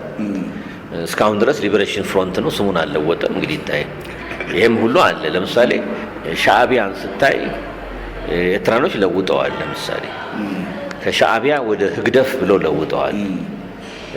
ከፒኤልኤፍ ወደ ፒኤፍዲጄ ማለት የተለወጡት ፓርቲ ፎር ዲሞክራሲ ኤንድ ጀስቲስ ብለው 4 ዓመት በኋላ ለወጡት። ቲፒኤልኤፍ ግን አልለወጠም። በዛው ፎርማቱ ፖለቲካል ኃይሉ ድርጅቱ ቀጠለ ማለት ነው። እንግዲህ ነጥብ በመሰለ ያንዳንዱ የራሱ ምርጫ አለው። ቲፒኤልኤፍ ደግሞ ኢትዮጵያን ቶታሊ ፖለቲካል ላንድስኬፕ ዶሚኔት አድርጎታል። ፍሮንት ይባል እንጂ የምናውቀው ነው 3-4 ድርጅት ነው። ሶስቱ ያው ኢትዮጵያን ለመግዛት ከተፈለገ ሰፋ አድርጎ መምጣት ስለሚያስፈልግ የሚል ስትራቴጂ ሚል ይጻፋል። ያው ይተነተናል ታውቃለህ። ግን በኢትዮጵያ ታሪክ ውስጥ ቲፒኤልኤፍ ወይም ደግሞ የትግራይ የወከለው ኃይል በፖለቲካል ማጆሪቲ ነበር በታሪክ ውስጥ በተለይ በሰሜኑ ታሪክ ውስጥ እንዴት እንደ ማይኖሪቲ ወይም ደግሞ እንደ ያው ህገ መንግስቱ መጣ የተባለው ለህዳጣን ነበር። እንግዲህ እነዚህ ለማይኖሪቲ ለተገፉት አሁን ግን ሁሌም ሲጋፉ የምናየው የአማራው ኤሊት፣ የኦሮሞ ኤሊት፣ የትግራይ ኤሊት ነው። ኢትዮጵያ ውስጥ ብቻ ነው እንደዚህ ማጆሪቲው እንደ ተበዳይ ራሱን ሲቆጥር ያየሁት። ሌላ ሀገር ግን ትንንሾች ናቸው ተገፋን ኢትዮጵያ ውስጥ ደግሞ እነዚህ 27 ዓመት እንግዲህ ሰሜን ሀገራችን 6% እንደዚህ ነው። በፊትም አሁንም እንደውም አሁን የሶማሌ ክልል እየበለጠ መጥቷል። እውነቱን ለመናገር እንግዲህ ሀገራችን ስታቲስቲክስ ሴንሰስ ስላልተደረገ ኤግዛክትሊ ይሄ ነው ይሄን ሚሊዮን ማለት አንችልም። ሜቢ አንዴ ነው የተደረገው መሰለኝ። ከዛ በኋላ ቆሟል፣ አልተደረገም። እሱም ራሱ ኮንትሮቨርሻል ሆኖ የፖለቲካ እንትን ሆኖ ገመድ ጉተታ ሆኗል። ፎር ዲስ ሪዝን ፎር ዳት ሪዝን እየተባለ ይሄን መርሳት የለብንም እና አዎ ማይኖሪቲ ነው። ኢፒአርዲኤፍን መንግስት ሲዋቀር አንበሳውን ድርሻ ያዞ በቁጥር ሳይሆን በፖለቲካል ኮንትሪቢዩሽን ልበልህ ተዋግተውን ስለመጡ ቲፒኤልኤፍ ነው ያዘው። አዎ ቁልፍ ቦታውን ኢንተለጀንሱን፣ ፖሊስ ኃይሉን፣ መከላከያውን አፍርሶ በራሳቸው ላይ መገንባት ጀነራሎች ሁሉ አብዛኛው እነሱ ናቸው። የሰው ኃይል ራሱ ኢኮኖሚን መቆጣጠር ምን ማለት ይሄ ታወቀ ነው። 3ቱም አሉ ግን ፍሮንት ተብሎ ነው። ግን ሁሉም ያውቀዋል። ፓርቲ ውስጥም ለምሳሌ 36 ወንበር ነው ያለው። ለምን ህዝብ ብዛት ነውና። ግን 3ቱ እንደማምረው ማጆሪቲ አግኝተናል በሚል ተገኝቷል በሚል ነው የሚንቀሳቀሱት። የሚመረጠው መለስ ነው እንጂ ከሌሎቹ አልተመረጠም እንደ ፕራይም ሚኒስትር ሆኖ ማለት ነው። አሁን እንግዲህ ለየት የሚያደርገው ለመጀመሪያ ጊዜ እነዚህ ትላልቆቹ ኦሮሞና አማራ በሚል ነው ለውጥ የመጣው። ኦፍ ኮርስ በአቶ ኃይለማርያም ጊዜ እሳቸው ምሁር ናቸው። ታውቃለህ ዴፒቲ ፕራይም ሚኒስትር ነበሩ። ፕራይም ሚኒስትር መለስ ከሞቱ በኋላ እሳቸው ጸድቆ በመሪው ፓርቲ ማለት ነው ከደቡብ ለመጀመሪያ ጊዜ ይሆናል። ይሄ ደስ ይልሃል ስታይ። እንደገና ደግሞ ወላይታ ናቸው፣ በጣም ማይኖሪቲ ነው። 2-3 በመቶ ምን በል ማክስ 3 በመቶ ኢትዮጵያን ህዝብ ይሆናል እና ይሄ ደስ ይላል እውነቱን ለመናገር ማይኖሪቲም ሲገዛ ኢን ፕሉራሊስቲክ ሶሳይቲ ኢን መልቲ ኤትኒክ ሶሳይቲ ማለት ነው። አሁን ግን ስትሪክትሊ ያንን ሪፍሌክት ያደረገ አድርጌ ነው የምወስደው። ማጆሪቲ ኦሮሞ ነው፣ ቀጥሎ አማራ ነው። እነሱ የሁለቱ አላይንስ አንድ ላይ 60-65 በመቶ ነው የሚሆነው። የተቀረውን የእነሱ ይገፉ ለማለት ሳይሆን እነሱም የራሳቸው ሚና የራሳቸው ምን በፖለቲካ ውስጥ መኖር አለበት። በየደሞ ክልላቸው በየዞናቸው ደግሞ ራሳቸው ማስተዳደር፣ ቋንቋቸው መጠቀም፣ ማስተዳደር፣ ውሳኔ መስጠት በሚል ነው መንፈሱ እና ኢትዮጵያ እንግዲህ ብቸኛና ህንድ ደግሞ በሊንግ በቋንቋ እኛ በኤትኒክ ለየት ያለን ሀገሮች ነን እንጂ አብዛሃኑ በዛ መልክ አይደለም። አብዛሃኑ ጂኦግራፊ ላይ ቤዝድ የሆነ አቀማመጥ ላይ አሁን አሜሪካ ሁ ኬርስ ላቲኖ ሆንክ ጥቁር ሆንክ ማንም ጉዳዩ አይደለም። እንደ አሜሪካ ልዩነት ያለ ትኖራለህ። ብትፈልግ ጆርጂያ ትኖራለህ፣ ብትፈልግ ፍሎሪዳ ሄደህ ትኖራለህ፣ ብትፈልግ ኒውዮርክ ሄደህ ትኖራለህ። ራስን የምትወስነው ሰውም በቂ ነው። ቦታውም ሰፊ ያለ ሰውም ሞቢል ነው። ሞቢሊቲ አለው። በጣም ይንቀሳቀሳል። ስራ ፍለጋ ዛሬ እዚህ ነው፣ 5 ዓመት በኋላ ደስ ካላለው ከጆርጂያ ቤቱን ሸጦ ደግሞ ካሊፎርኒያ ሄደ። ካሊፎርኒያ ውድ ሲሆንበት ደግሞ ቤቱን ሸጦ ወደ ሚሲሲፒ አላባማ ይመጣል። ቴክሳስ አሁን ታክስ ፍሪ የሆነ ኢንሴንቲቭ ስላላቸው አሁን አብዛኛው ሰው በሚሊዮን ወደ ቴክሳስ እየገባ ነው። ለምሳሌ የራሱ ኢንሴንቲቭ እያንዳንዱ ስቴት የራሱ መሳቢያ ኢንሴንቲቭ አለውና በዛ መሰረት ህዝቡ ኢቭን ክላይመት አይቶ ስኖ ማይወድ ሞቅ ወዳለው ወደ አሪዞና፣ ወደ ኒው ሜክሲኮ፣ ወደ ቴክሳስ፣ ወደ ኔቫዳ፣ ወደ ካሊፎርኒያ ሄዶ ይኖራል። በረዶ የሚወድ ወደ ቬርሞንት፣ ሮድ አይላንድ፣ ወደ ሜን፣ አፕስቴት ኒውዮርክ፣ ኒው ሃምፕሸር ሄዶ ይኖራል። ፀሐይ የሚፈልግ ፍሎሪዳ ሄዶ ይኖራል። እና ይሄ ስታይ ሰማይ ስባሪ 50 ሀገር ናቸው። ነገር ግን በብሔረሰብ ሳይሆን አወቃቀሩ በጊዜው ነፃ ሲወጡ 13 ነበር። ከዛ ቴሪቶሪ ኤክስፓንድ ባደረጉ ቁጥር ኢንኮርፖሬት እያደረጉ ስቴትሁድ እየሰጡት አሁን ይኸው ለብዙ ዓመታት 48 ነበሩ። ሀዋይና አላስካ 1958 ሲገቡ 49ኛ እና 50ኛ ስቴት ሆነው ገብተዋል። እና የአሜሪካ ፌዴራሊዝሙ ቤዝድ ኦን ቴሪቶሪ ነው ለማለት ነው። እንግዲህ ያኔ ወደ ተማሪዎቹ እንመለስና ወደ እናንተ ዘመን ተማሪዎች አብዛኞቹ እንዳሉት የሶሻሊዝም አካባቢ ነበር። ሁሉም ማለት ይቻላል ያባም መይሶንም ፋሽንም ነበር። ሰውም ትኩረቱ ላቲን አሜሪካም በብዛት ስለነበረ ኤዥያም ኢቭን ትላልቅ ሰው ቤተሰብ ልጆች እኮ ናቸው። ቅድም ጥላሁን ገሰሰ ያልክ ጥላሁን ገሰሰ ማለት ነው። ጥላሁን ግዛው እንግዲህ ምንም የጎደለበት አይደለም። እንግዲህ ፊቱን አዙሮ አባት እናቱ ላይ እንግዲህ ይወረስ የሚል ሰው ነው የሚልህ። ይደንቃል፣ ሚሊታንሲው ያስደንቃል። ግን የኛ ልጆች አብዛኑ ሞር የተማሩት ናቸው እንደው ቤተሰብ ላይ ያመጹት ማለት እንችላለን እኮ። ታዲያ ለምንድን ነው ሲሰደዱ ወደ ኮሚኒስቶቹ ወደ ሶሻሊስቶቹ ያልተሰደዱት? እነዚህ ወጣት የኛ ልጆች እንግዲህ እሱ ቢጠየቁ ቢገርምህ እኮ በሊበራል ዲሞክራሲ ሶሳይቲ ውስጥ የተማሩና ያደጉት ናቸው ማርክሲስት በብዛት የሆኑት። አሁን አቶ ኃይሌ ፊዳ ብትል መኢሶን መስራችና ፈረንሳይኛውን ከፈረንሳይ በልጥ እንደ ውሃ ሚነዳ የሚናገር ሰው ነበር ይባል እንደምንሰማው እንደምናነበው። ሌሎቹ ደግሞ የሀፓ ሞር ደጋፊዎች አሜሪካ ቤዝድ ናቸው እና ግርም ይልሃል። አይተው ባንፈርድባቸው ጥሩ ነው። አሁን አሜሪካንን ሲያው ግስንግሱንም ምናምኑን መጥፎ ነገሩን አይተው ነው። ስራ አጥነቱን፣ ብዝበዛውን፣ ሬሲዝሙን ምናምን ሁሉ አይተው ነው። ምክንያቱም ታያለህ አሜሪካ ውስጥ የሶሻል ኢንጀስቲስ አስከፊ የሆኑ ነገሮች አሉ። ፈረንሳይም አለ። ሶቪየት ህብረትም የተማሩ ጥቂት ናቸው እንጂ አሉ ኤክስፔሪየንስ ያደረጉ። እሷ ደግሞ ስታይ ይሄ ወዛደሩ ላባደሩ ምናምን የምትለው እሱ ሪሊ ይገዛል ወይስ የሚገዛው ሌላ መደብ ፈጥረናል? ትናንት ፕሮሌታሪያት የሚል ትናንት ለወዛደሩ ሞታለሁ፣ አንገቴን እሰጣለሁ፣ እቀላለሁ የሚለው መልሶ ገዢ ሆኖ ብቅ አለ። ስለዚህ ነው ምሳሌ ሚሎቪን ጂላስ የሚባለው ዩጎዝላቪያ የታወቀ ምሁራቸው እንደሱ ሶሻሊዝምን በቀደም ብሎ ያልተቸ ሰው የለም። ቢደነቅ ሰው ነው። በቃ ይህንን በዝባዥና ምን ካፒታሊስት ስርዓት ጥለናል ብለን ያው ጥለዋል። ከራሳችን ውስጥ ደግሞ በእኛ ስም ብለው የሚገዘቱ ወዛደሩ በአደባባይ ካኪ የሚለብሱ ግን በየፓላሱ ተሰክስኮ ሻምፓኙንና ምኑን የሚጠጣ አዲስ መደብ ፈጠርናል። እውነቱን ነው። አሁን ስታሊን እንዴት እንደሚኖር መጽሐፍ አውጥቶ ማንበብ ነው። ወይም እድሜ ለዩቱብ እና ለምን ኦቴንቲክ የሆኑትን ይኸው ስላታውንና ሚስኢንፎርም ያደረገውን ማለት አይደለም። ወጣቶች መጠንቀቅ አለባቸው። ስለ መረጃ ትክክለኛውን አነፍንፎ ማንበብ እና ማየት ያገባልና እዛ ደረጃ ላይ የደረሱትና ስለዚህ ሶሻሊዝም ፉርሽ ሆነ። የሰው ልጅ ኢትዮጵያን ፓራዳይስ ሶሳይቲ ኦን አርት የመፍጠሩ ሁኔታ እንዲህ በቀላሉ የሚገኝ አይደለም። አስፈጻሚው ሰው ስለሆነ ሰው ደግሞ በተፈጥሮ ስንኩላንም ስለሆነ የራሱም ሰልፊሽ ኢንትረስት ሊኖረውም ስለሚችል ሁሉም ማለት አይደለም ሊኖረው ስለሚችል ሲያስፈጽም ራሱን እያሰበ ስለሚያስፈጽም እና ደግሞ ህይወት ደግሞ የተደላደለ የምታሳሳ ማሯንና ወተቷንም ስለሚወድ በዛ መልክ እየመነዘረ በዛ መልክ እየመራ ሮሜኒያን ማየት ነው። ቻውቼስኩ እንዴት እንደሚኖር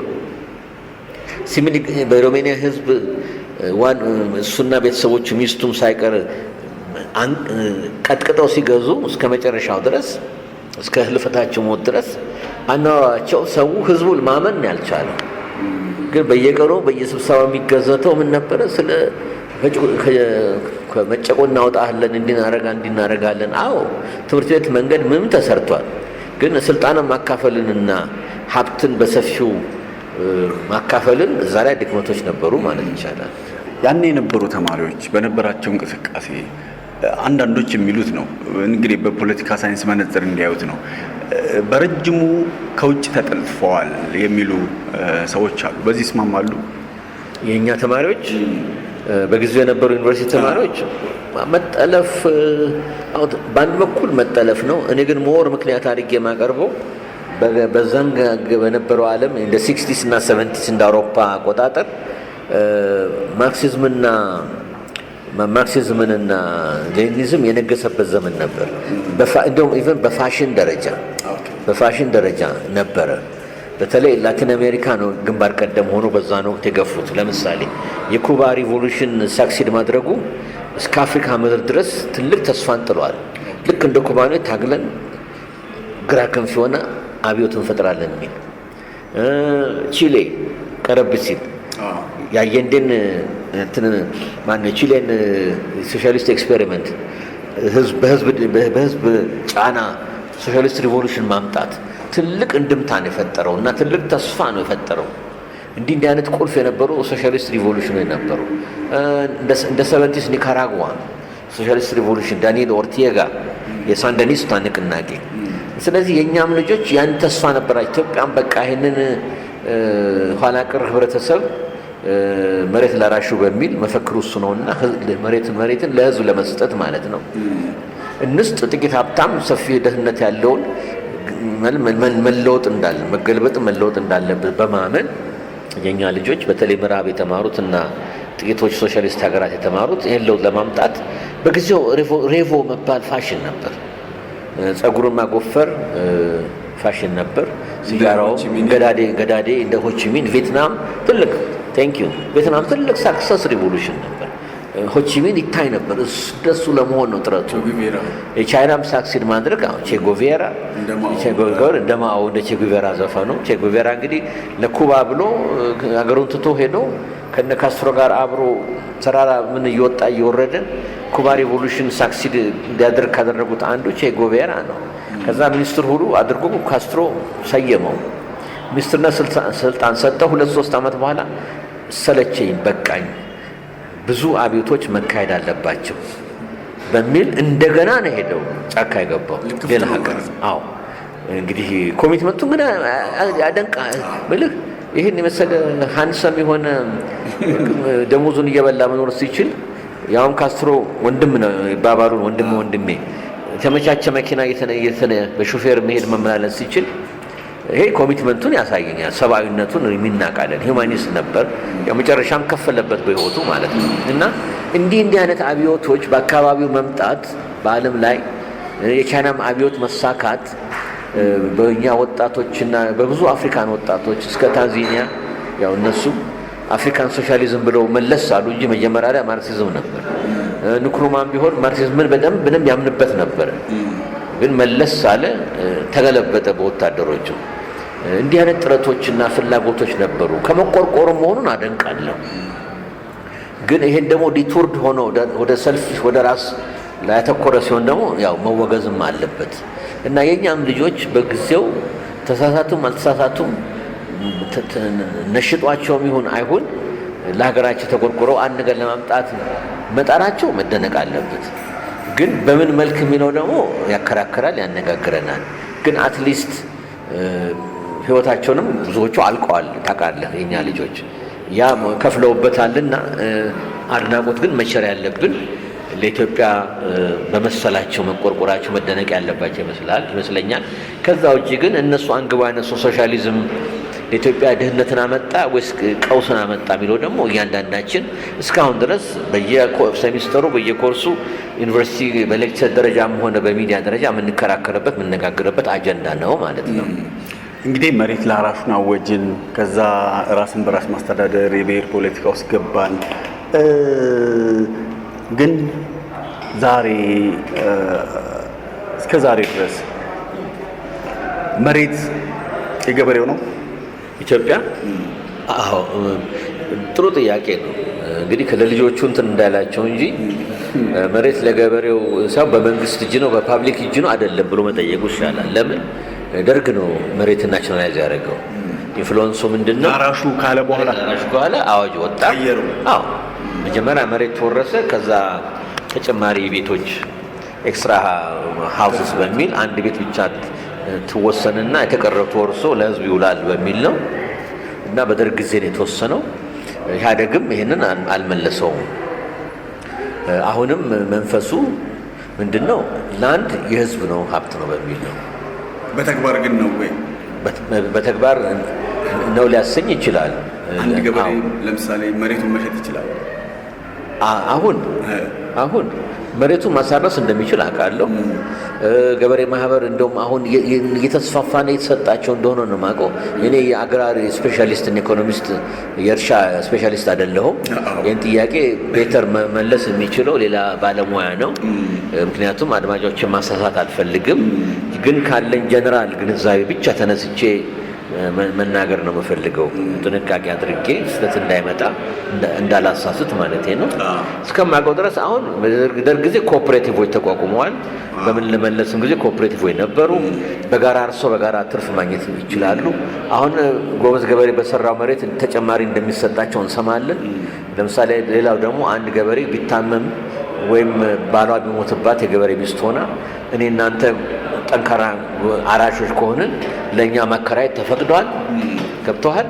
ስለዚህ ይካፈላሉ ማለት ነው። መሬት ጦም አያድርም። ሴትዮዋም ደግሞ አትራዝም፣ ልጆቿ ማሳደግ ትችላለች። ጎበዝ ደግሞ የሆነ ሞር እየሰራ ታውቃለህ፣ ከሳር ቤት ወደ ቆርቆሮ ቤት እንደተለወጠ የገበሬ ህይወት እንዳትረሳ። ይሄ እያደገ ነው የመጣ። አሁን ደግሞ ሞር ፕራይቬት ኢንሴንቲቭ እየተሰጣቸው እንደሆነ ነው የምንረዳው። በተለይ ይልድ ላይ ምርቱ ላይ ምኑ ላይ በሰፊው አሁን ደግሞ በጣም ጥሩ ደረጃ እየደረሱ ነው ገበሬዎቻችን። እንዴት በላይ መንግስት በነመለስም ጊዜ ያልተደረገ በሰፊው ተሞክሯል። ግን በሰፊው ያልተደረገው ምንድነው? ኮምባይነር፣ ሃርቨስተር፣ ትራክተር በሰፊው የገባ ነው። ድሮ ለማስገባትም አቅምም አልነበረም። አሁን ግን ኩታ ገጠም መሬቶች በፕላኒንግ እርሻ መስራት የፉድ ሶቨርኒቲ እንደማምጣት ይሄ በሰፊው መሰራቱ ገበሬውን ኤምፓወር እያደረገው እንደሆነ የምንረዳውና ማየት የምንችለው ማለትም ይቻላልና እኔ በዚህ መልክ ነው ማየው ማለት ይችላል።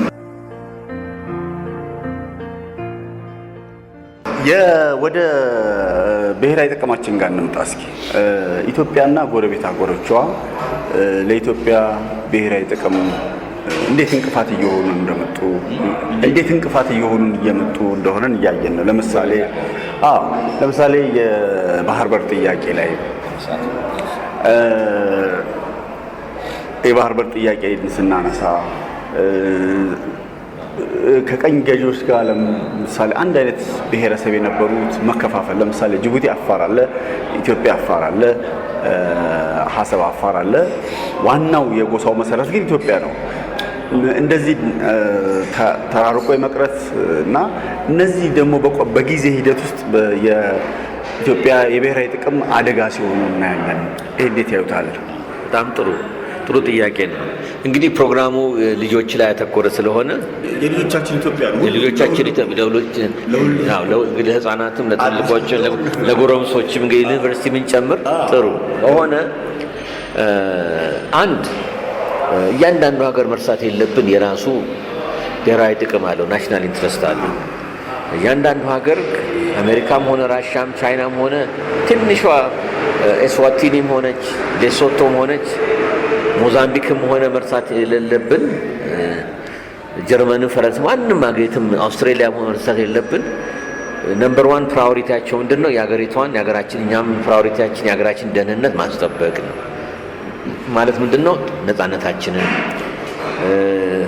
ህልውናችንን፣ ቴሪቶሪያል ኢንቴግሪቲ የሀገራችንን ግዛት ማስከበር ከምን ከውስጥና ከውጭ ጥቃት ይሄ ብሔራዊ ጥቅም ይባላል። ብሔራዊ ጥቅማችንን ፕሮሞት ማድረግ ዲፌንድ ማድረግ እና ደግሞ ማስጠበቅ ትልቁ የማንም መንግስት የማንም ጊዜ በቴዎድሮስ ጊዜ ሆነ በአፄ ቴዎድሮስ ጊዜ ሆነ በአፄ ምኒልክ ጊዜ ኃይለ ሥላሴ ሆኖ መለስም ሆነ ማንም ይሄ እንግዲህ ከመንግስት ይጠበቃል ማለት ነው። ብሔራዊ ጥቅም የምንለው ይሄ ነው። ስለዚህ ለሀገሮች ሰርቫይቫል ደህንነትና መቆየት እና ለመቆየት ብሔራዊ ጥቅም ትልቁ ትኩረት የሚደረግበት ኮንሴፕትን ደረጃ ነው። ኢን ሪያሊቲም ናሽናል ኢንትረስት እንለዋለን። ኢትዮጵያን ማስቀጠል ማለት ነው። ከጎረቤት ሀገር ጋር አቆራኝተህ ያልከው ጎረቤት ሀገሮቻችን ይለዋወጣሉ። ለምሳሌ በቅርብ ጊዜያት ነው 2 ሀገር ተጸንሶ የተወለደው። እሱም ጅቡቲና ኤሪትሪያ የትናንት ሀገሮች ናቸው ማለት እንችላለን።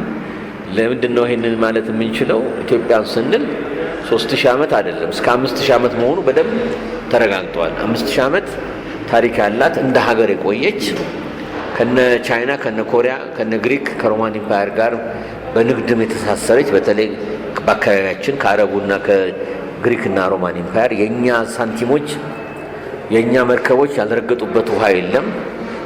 ቀይ ባህር በዛን ጊዜ ቀይ ባህር ምንለው በሙሉ የኢትዮጵያ አሻራ ፕሪዶሚኔት የሚያደርግበት ቦታ እንደሆነ የኛ መርከቦች የንግድ መርከቦች የሚንቀሳቀሱበት የጦር ኃይላችንም በጊዜው ያው ሴሊንግ ሺፖቻችን የሚንቀሳቀሱበት የነበረበት ቦታ ነው። ይሄ ፋክት ነው። እንግዲህ የዓለም እንግዲህ ካርታም ሆነ ሞር ትሪመንደስ የሚለወጠው በምንድን ነው? ኮሎኒያሊዝም እንደ ዓለም ስርዓት ግሎባል ሲስተም ሲስፋፋ ነው። ያኔ ሲስፋፋ ማየት የምናየው ምንድን ነው? አውሮፓኖች ደግሞ ከአውሮፓ ሀጉር ወጥተው ኢንዱስትሪያል ሪቮሉሽን ከተጀመረ በኋላ ለኢንዱስትሪና ፋክተሪዎቻቸው ግብአት የሚሆን ለባቡራቸው ባቡር ሀዲድ፣ ብረት፣ ኮል አላቸው። አውሮፓ ግን ብረት፣ ስትራቴጂክ ሚነራልስ የመሳሰሉትን አውሮፓ በጣም ሀብታም ስላልሆነ ውጪ ኔቸር ኦፍ ካፒታሊዝም እሱ ስለሆነ ውጪ ወጥተው ህዝቦችን ሳብጅጌት እያደረጉ መግዛትና ምን ሲመጣ ያኔ እርስ በርስ ሲፏከቱ ይሄ ለኔ ነው ይሄ ለኔ ነው እያሉ እስያም ላቲን አሜሪካም ኤዥያም እየሄዱ ሲይዙ ለምሳሌ ፖርቱጋልና ስፔን ላቲን አሜሪካ የምንለውን 2 ሀገራት እንግዲህ ትናንሽ ሀገራት ናቸው። በተለይ ፖርቱጋል ሚጢጥ የሆነ ሀገር እንኳን ያኔ አሁን 10 ሚሊዮን ህዝብ ነው ያለው። ሚጢጥ ትንሽ ሀገር ናት። ያኔ ግን ሱፐር ፓወር ሆና ሁለቱ እየተፏከቱ ለምሳሌ በሙሉ ትላል አርጀንቲናን፣ ቺሌን፣ ፓራጓይ፣ ኡራጓይ፣ ኤኳዶር፣ ፔሩ፣ ጓተማላ፣ ሆንዱራስ፣ ኤልሳልቫዶር በሙሉ ስፓኞች ነው የያዙት ይታያል። ፖርቱጊዞች ደግሞ ብራዚልን የያዙ እነሱ ናቸው። ብራዚል ማለት 20 ሀገር ማለት ነው። አልተከፋፈለም ነው እንጂ እነዛ እኮ አንድ ነበሩ። ተከፋፍለው ነው 18 ሀገር የሆኑት አሁን የጠቀስኩልህ ማለት ነው። ሄደው ያዙ እና ይህን መርሳት የለብንም ማለት ነው። ከዛ ደግሞ አልበቃ ብሏቸው ወደ አፍሪካ መጡ ማለት ነው። እንግዲህ በርሊን ኮንግሬስ በ1884 በርሊን ኮንግሬስ ላይ ወደ ውጊያ ወደ መፋጠጡ ለምሳሌ እንግሊዝና ፈረንሳይ አሁን ሱዳን ምንለው ላይ ፋሾዳ ላይ በደንብ ለመፋለም ተዘጋጅተው ጦርነት ሊጀምሩ ነበር። ደነገጡ። የማ ልንጠፋፋ ነው። ታዲያ ምን እናርግ? እንሰብሰብና ለጋራ ጥቅም እንነጋገር። ምን እናርግ? በቂ መሬት አለ፣ በቂ ዓለም አለ። ይሄ አንተ ይሄ እኔ ብለን እንፈራረምና ስፊር ኦፍ ኢንፍሉዌንሳችንን እናቋቁም ብለው ወሰኑ። ያኔ የአፍሪካ ቀንድ ለ3 ሀገር ተሰጠ። ለማን? ለእንግሊዝ፣ ለፈረንሳይና ለጣሊያን። እንግሊዞች መጡ። ሊዋጉ የነበሩት ግን ፈረንሳይና እንግሊዞች ናቸው። በቃ ለምን እንፋለማለን? ሁላችንም የራሳችን ግዛት ብለው ይዘው ካርታ አውጥተው ይሄ እኔ አንተ ብለው ተከፋፈሉ። እንግሊዝ አሁን ሶማሊላንድ ሀርጌሳና በርበራ የምንለው እንግሊዝ ተባለ። ታችኛው ለጣሊያን ለሞቃዲሾ ሶማሊያ የሚባል ለጣሊያኖች ወሰዱት፣ አስተዳደር መሰረቱ። እኛን ደግሞ ኢትዮጵያ ነጻ ሀገሪቷን ቀፈው እንደ ጥለት ለይተው ማን ቀፎ ያወጣል? ጣሊያን። በ1890 ኤሪትሪያ የሚባል ቅኝ ኮሎኒ እኛ ባህረ ነጋሽ ነው የምንለው፣ ኢትዮጵያ አካል ነው። አሉላ የገዛው መሬት ነው፣ ኢትዮጵያም ግዛት ነው። እሱን አስተዳደር አዋቀሩ። በ1890 አዋቅረው እንዲያውም ስም እንስጥ አሉ። ስም መረጣ ውስጥ ገቡ ራሳቸው። ራሳቸው በፓርላማው ካቢኔው ሀሳብ አንጥቶ በካቢኔ ያስወሰነው። ስለዚህ ማንን በለው ሲባል ሲከራከሩ ነበር። 2 ስሞች መጨረሻ ላይ ደረሱ። እሱም አንዱ ሳባ፣ አንደኛው ኤርትራ ብለው ተነጋገሩበት። ኤርትራ ላይ ወሰኑ። ኤሪትሪያ ማለት ራሱ ሬድስ በግሪክኛ ሬድ ሲ ማለት ነው እንጂ ኤርትራ የሚባል ህዝብ፣ ኤርትራ የሚባል ሀገር ከ1890 በፊት የለም። እነሱ ናቸው የሰየሙት። ምክንያቱም ኮስቱ ላይ ስለሆነ ኤርትራን በለው ሬድ ሲ ማለት ነው። ስለዚህ ሬድ ሲ የሚባል ኤርትራ የሚባል ኮሎኒ ፈንትናል። ሳባ ተሸነፈ ሀሳቡ ፓርላማ ውስጥ። ሳባ ደግሞ እናቃት ናት፣ ንግስተ ሳባ፣ የኛ የምንመካባት ኢትዮጵያ ማለት ነው። ሳባን ቢያጸድቁ ኖሮ ያኔ ፕሬዝደንት ኢሳያስ አሁን የሳባ ፕሬዝደንት ነበሩ። ኢትዮጵያም በሰሜን በኩል ሳባ የሚባል ሀገር እንዋሰን ነበር። ባድመ ላይ ሳባና ኢትዮጵያ ያዋጉ ነበር። ተግባብተናል። ሳይንስን ፖለቲካል ሳይንስ እንደሚያጠና ያስክልኝ ይሄን አሁን ከቲፒኤልኤፍ ጋር ሳባዎች ተቆራኝተው ጠምዶ ብለው ምን ብለው እንዲህ ያደርጉ ነው ብለን ዛሬ እናንተ እነጋገር ነው። ፖለቲክስ እንደዛ ኢሳሲን ክላስዳ ተግባብተናል።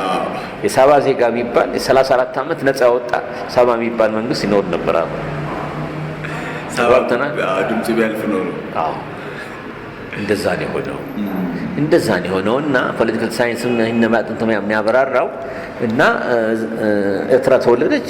ኋላ ደግሞ ጅቡቲ TFAI ቴሪቶሪ ኦፍ ዘ ፍሬንች አፋሬን ኢሳ ሲባል ነበር። በ1977 እንደ አውሮፓ አቆጣጠር ነፃ ሀገር ሆና ጅቡቲም ተወለደች። እና እንግዲህ ምን ማለቴ ነው? ስቴቶች ኮንትራስት ይጨመደዳሉ፣ ወይም ይስፋፋሉ፣ ወይ ያንሳሉ፣ ወይ ይጨምራሉ። ኢትዮጵያ ስቴት ትልቅ ስቴት ነበር። ከቀይ ባህር ተሻግሮ የመን ሁሉ ሀድራሞት ድረስ ኢትዮጵያ ግዛት ነበር። ሳውዲ አረቢያ እንኳን ያኔ አልነበረም። እኛ ስንሻገር ወደ የመን ኢትዮጵያ አክሱም ኢምፓየር ይታይ እዛ ድረስ ይገዛ ነበር ማለት ነው። ይሄ መርሳት የለም። የጅቡቲና የኤርትራ አፈጣጠር አንድነትና ልዩነቱ ምንድን ነው? አንድነቱ ኮምፔር ስናደርግ ሁለቱም ኮሎኒ ናቸው፣ አርቲፊሻል ሀገራት ናቸው።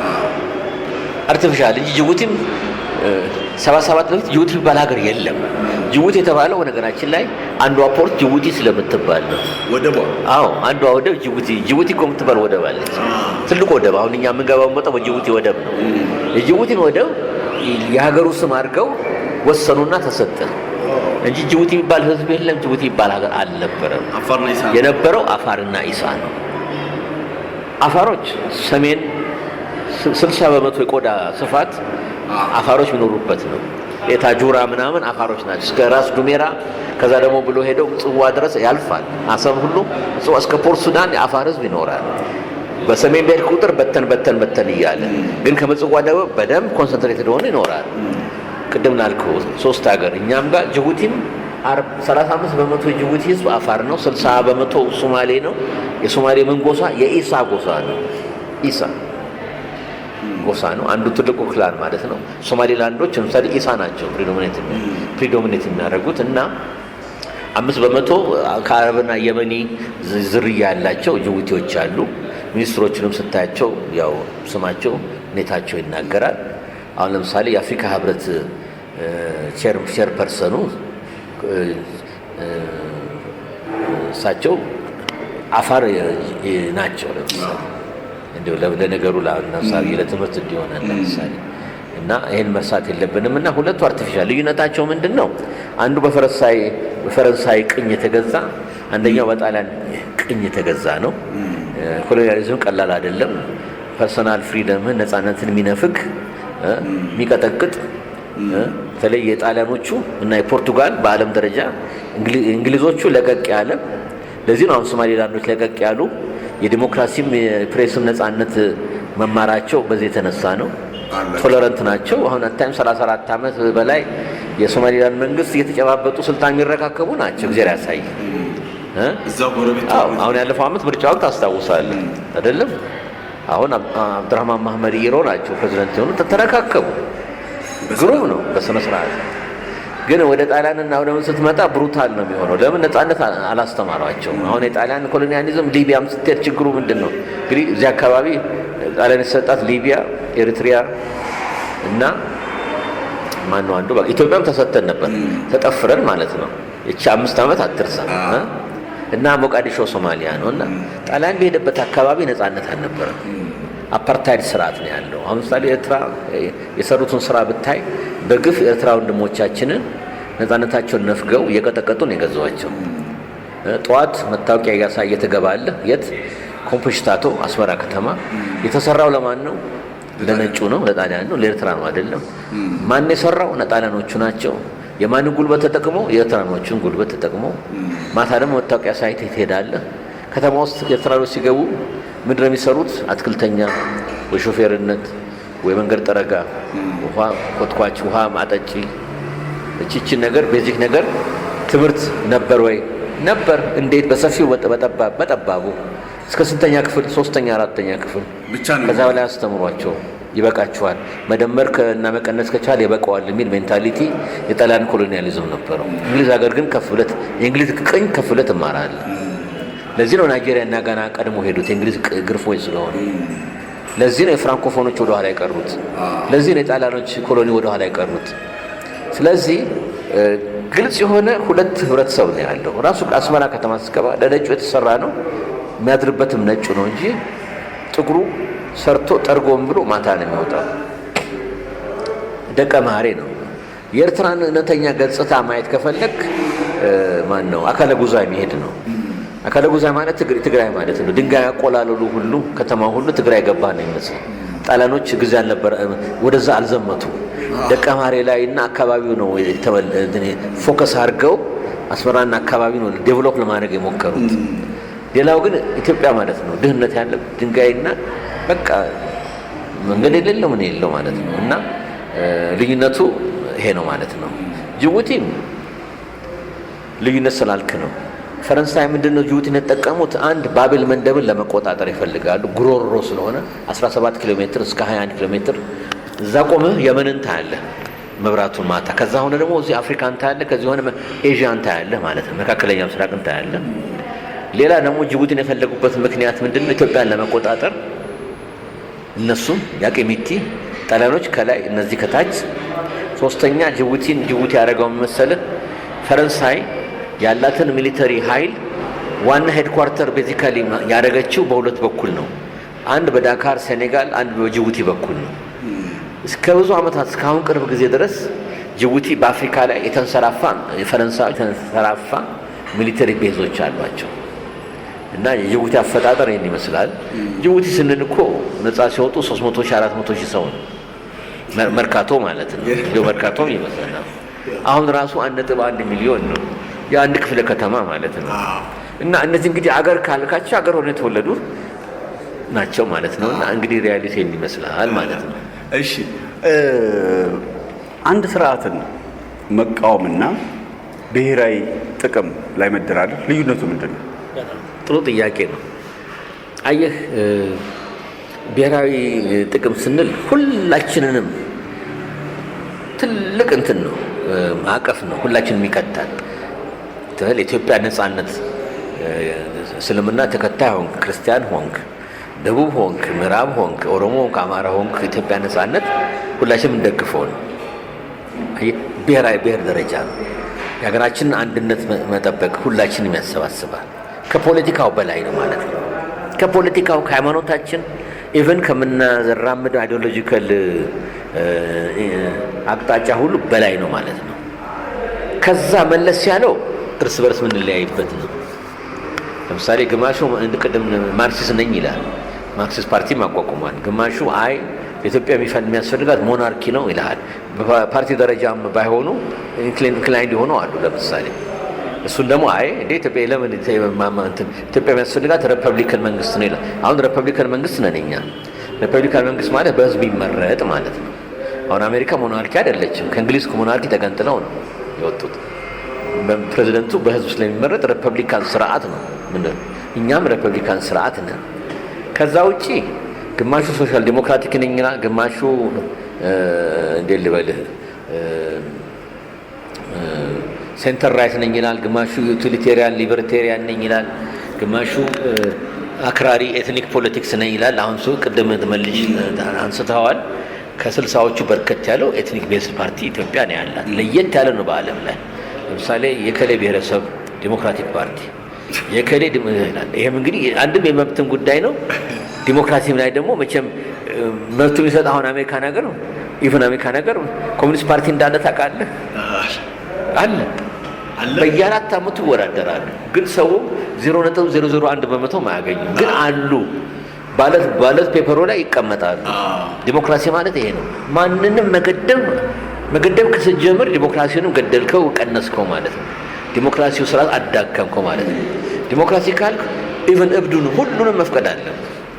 አሁን ጀርመን ሀገር የቢራ ጠጪዎች ፓርቲ አለ። ለምሳሌ መብታቸው ተጠቅመው ለምን ሰዓት ይወሰናል፣ ለምን ለልባችን አንገለብጠውም የሚሉ ናቸው። ለምሳሌ ዋናው ማየት ያለበት መብት ይጠበቃል። የሴቶች አለ ፌሚኒስቶች። ኢትዮጵያም አሁን ቀና እያለ መጥቷል። ታውቃለህ? የግሪንና የፌሚኒስቶች ግሪን ነው ኢኮሎጂና አፎርስ ላይ መንግስት በሰፊው ግሪን ሌጋሲ እየሰራበት ነው። ለምሳሌ ግን በፓርቲ ደረጃ አሁን ሆላንድ፣ ዴንማርክ፣ ስዊድን አሉ ግሪን ፓርቲዎች። የሴቶች ደግሞ ፌሚኒስቶች አሉ። አሁን ኢትዮጵያ ነገ ተነስተው እህቶቻችን የኢትዮጵያ ፌሚኒስት ዲሞክራቲክ ፓርቲ ቢያዋቅሩ አንዱ ደስተኛ መሆኑ ለምን መኖሩን ማሳየት፣ አንድ ዲሞክራቲክ ስርዓትን መሸከም ይችላል ወይ፣ ሶስት እነሱን መገደብ ስንጀምር የእነዚህን ሴት እህቶቻችንን መብት ነፈግን፣ ጉሮሯቸውን ያዝን ማለት ነው። ስለዚህ ዲሞክራሲ ካልክ ኤትኒክ ፓርቲውን ሁሉ መፍቀድ ይኖራል ማለት ነው። ዋናው ትልቁ ነገር ህዝቡ ምን ይፈልጋል ነው። ህዝቡ ስንል ደግሞ ማጆሪቲ ህዝብ ምን ይፈልጋል። ኤትኒክ ፓርቲውንም ሞከረ ቢመርጥ ከመረጠ ይደግፋል ማለት፣ ካልመረጣቸው ጥሏቸዋል ማለት ነው። ስለዚህ ህዝብ ነው ሶቨረኑ እሱ ነው ማለት ነው። እና በዛ መልክ ነው የሚታየው። እንግዲህ አሁን ወደ ያው እርሶም የሚዲያ ባለሙያ ነው። አንደኛው ፈተና እየሆነ የመጣው የብሔራዊ ጥቅም ላይ ሁሉ ማለት ይቻላል ባህልም በማጉደፍ ቤተሰብንም ወላጅንም አንዳንዴ በማስደንገጥ የሚታወቁ ይሄ ዲጂታል ሚዲያው ሶሻል ሚዲያው እየተፈታተንን ነው። እሱ እንዴት ማድረግ ይቻላል? በተለይ አሁን ለትውልዱ ነው ለወጣቱ ትልቅ ጥያቄ ነው። ትልቁም ተግዳሮት ቻሌንጅ ይሄ ነው። ያንተም ወጣት ነው ያንተ ትውልድ የልጆችም ትውልድ በሚያሳዝን ሁኔታ አደጋ ውስጥ ወድቀናል ሳይሆን ሪስክ ውስጥ ገብተናል ነው የምለው። ቴክኖሎጂ ጥሩ ነው። ዓለም ግሎባላይዝድ እየሆነች ነው። እኛ ቅድም እንዳልኩ ሾርት ዌቭ ስንጎረጉር እናያደግ ነው። ያውም ጆሮውን ሬዲዮ ወዲና ወዲህ በረንዳ እየወጣን ጓሮ የሚሄድን ምን እያለ ቲቪ ራሱ ሁሉ በአንቴና ነበር በእኛ ጊዜ። አንቴና ዞሮ እየተባባለ ነው እቺ አንድ ቴሌቪዥን ለመስማት ለማዳመጥ ማለት ነው። አሁን ተለዋውጧል። በእኛ ጊዜ ኮፒ ገዝተን እናመለጠ ጓደኛችን ሌክቸር ወስደን ኮፒውን እናስቀምጥለት ነበር። አሁን ሁሉ በደጅ የሆነበት ዘመን ደርሰናልና ይሄ በረካ ነው፣ ጥሩ ነው የሚለው በጎነት አለው ቴክኖሎጂ። ግን ሁለት ስለት ነው ያለው። በዚህ ቆርጠናል ሁሌ የምንሆነ በዛም ማጀራታችን ይቆርጣል። መጥፎነቱ ኔጋቲቭነቱ ካልተጠነቀቅን ይዞን ነው የሚሄደው። በተለይ ወጣት ትውልድ ይዞን ነው የሚሄደው። በዛሬ ጊዜ ሁሉም ስማርትፎን አፎርደብል ሆኖ ተማሙቶም እየገዛን በነገራችን ላይ በሞባይል ፎን ኢትዮጵያ አንደኛ እየሆነች ነው ከአፍሪካ 60 ሚሊዮን በላይ ወገናችን አለው ስልክ የራሱ መረጃ መሰብሰቢያ መዝናኛ መማሪያ ኦንላይን ላይብረሪ ገብተህ ከዚህ ሃርቨርድ ገብተህ የምትከታተልበት እድል ሰጥቶናል ድሮ ካንሄድክ አትችልም ነበር ይሄ በጎነቱ እንዳለው ኔጋቲቭ ምንድነው ሰው ሁሉ መነጋገሩ ሁሉ እየቀነሰ መጥቷል ባል እና ሚስት በቀን የሚነጋገሩት ሁሉ ሪሰርች ተደርጎ እየቀነሰ መጥቷል ጀርመን ሀገር ትልቅ ሪሰርች ተደርጎ ደጋግሜ አንስቼዋለሁ በተለያዩ ፕሮግራሞች ላይ ማክሲመም 24 ሰዓት ውስጥ 8 ደቂቃ ብቻ ነው የሚናገሩት እንዴት አደርሽ ከቤተሰብ ጋር ሚስት ከባል ባል ከሚስት ጋር በዚህ ምክንያት ማህበረሰብ ድሮ አይገህ አሹቅ እየተበላ እሳት እየተደረገ ዙሪያውን ከበቤተሰብ በደም ሶሻላይዝ ያደረግ በፍቅር አባትም በልጅነት የሰራውን የአባቱን የተማረበትን ገድል እያወራትን አሁን እየቀነሰ መጥቷል ነው ተረት የለም ቀነሰ ሂውማን ኤሌመንቱን እየሰረቀን ነው ለማለት ነው ስለዚህ ማህበራዊ ህይወትን ያጠፋብን ነው ድሮ እኮ አንዳንዴ እንደውም ስንስቅ ሚዲያም እንዱ ፒኤችዲ ፊልድ ስናስተምር ያኔ ቪዲዮ የለ ምን የለ ብሉቱት የለ ምን የለ ማታ ሲጨልም እሳቱ ሲጠፋ ደናደሩ ልጆች ባልና ሚስት ተያይዘው ይገባሉ ሌላ ስራ ያላቸው የሚሰሩትን ይሰራሉ 7 9 10 ልጅ ይወልዳሉ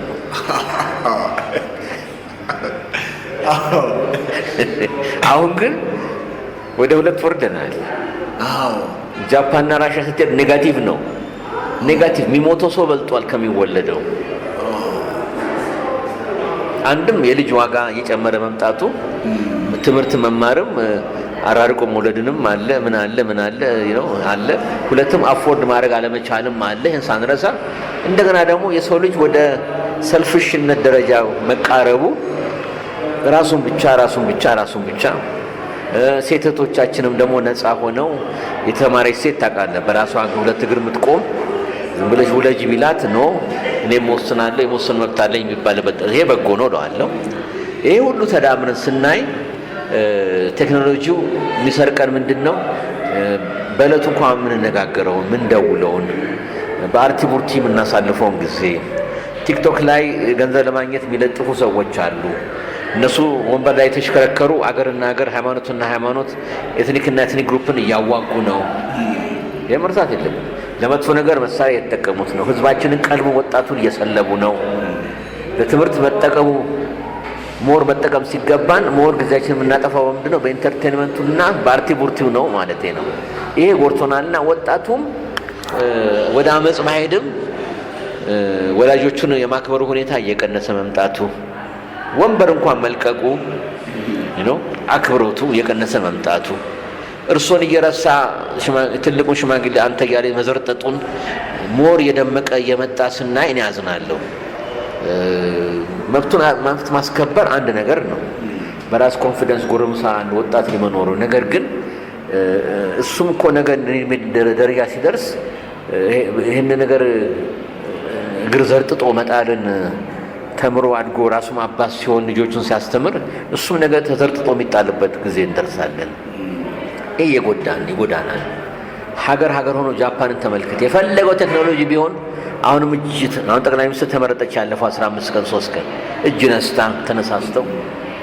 ፓርላማ ውስጥ ህዝቡን አክብራ ሚኒስትሮቿን አይታን ስርዓታቸው ቴክኖሎጂ አላሸነፋቸው ባህላቸው ስለጠበቁ ትራዲሽናል ሶሳይቲ ነው እኛም ሞደርን አንሁን ማለት አይደለም ሪቴን ማድረግ የሚገባንን መያዝ አለብን ነው ምለው በጎ ምግባር መቆርቆር ደሃው ለሀብታም ሀብታሙ ለደሃው ገንዘቡን ሼር ማድረግ ልጅ ሲያጠፋ ሲያይዝም አለ ማለት ባልወልደውም ልጄ ነው ብሎ ድሮ አባቶቻችን እንደሚያደርጉት መምከር መቆጣተው እንጂ እኮ ጥሩ አይደለም ማለት ድሮ እኮ ታውቃለህ ልጅ ሲቆጣና እንደውም ሲገጽ ሰው አባትየው መጥቶ ደግ አደረክ ብሎ ያን አባት አመስግኖት ነው የሚሄደው ለምን አላይም አንጀቷ እሻይለውምና ይሄ የጎዳን ስለሆነ ይሄ ነገር ፖዚቲቭ አስፔክቱን ሪቴን አድርገን የምንይዝበት ሁኔታ መፍጠር አለብን ባይነኝ እኔ ይሄንን በፈጠነ ሁኔታ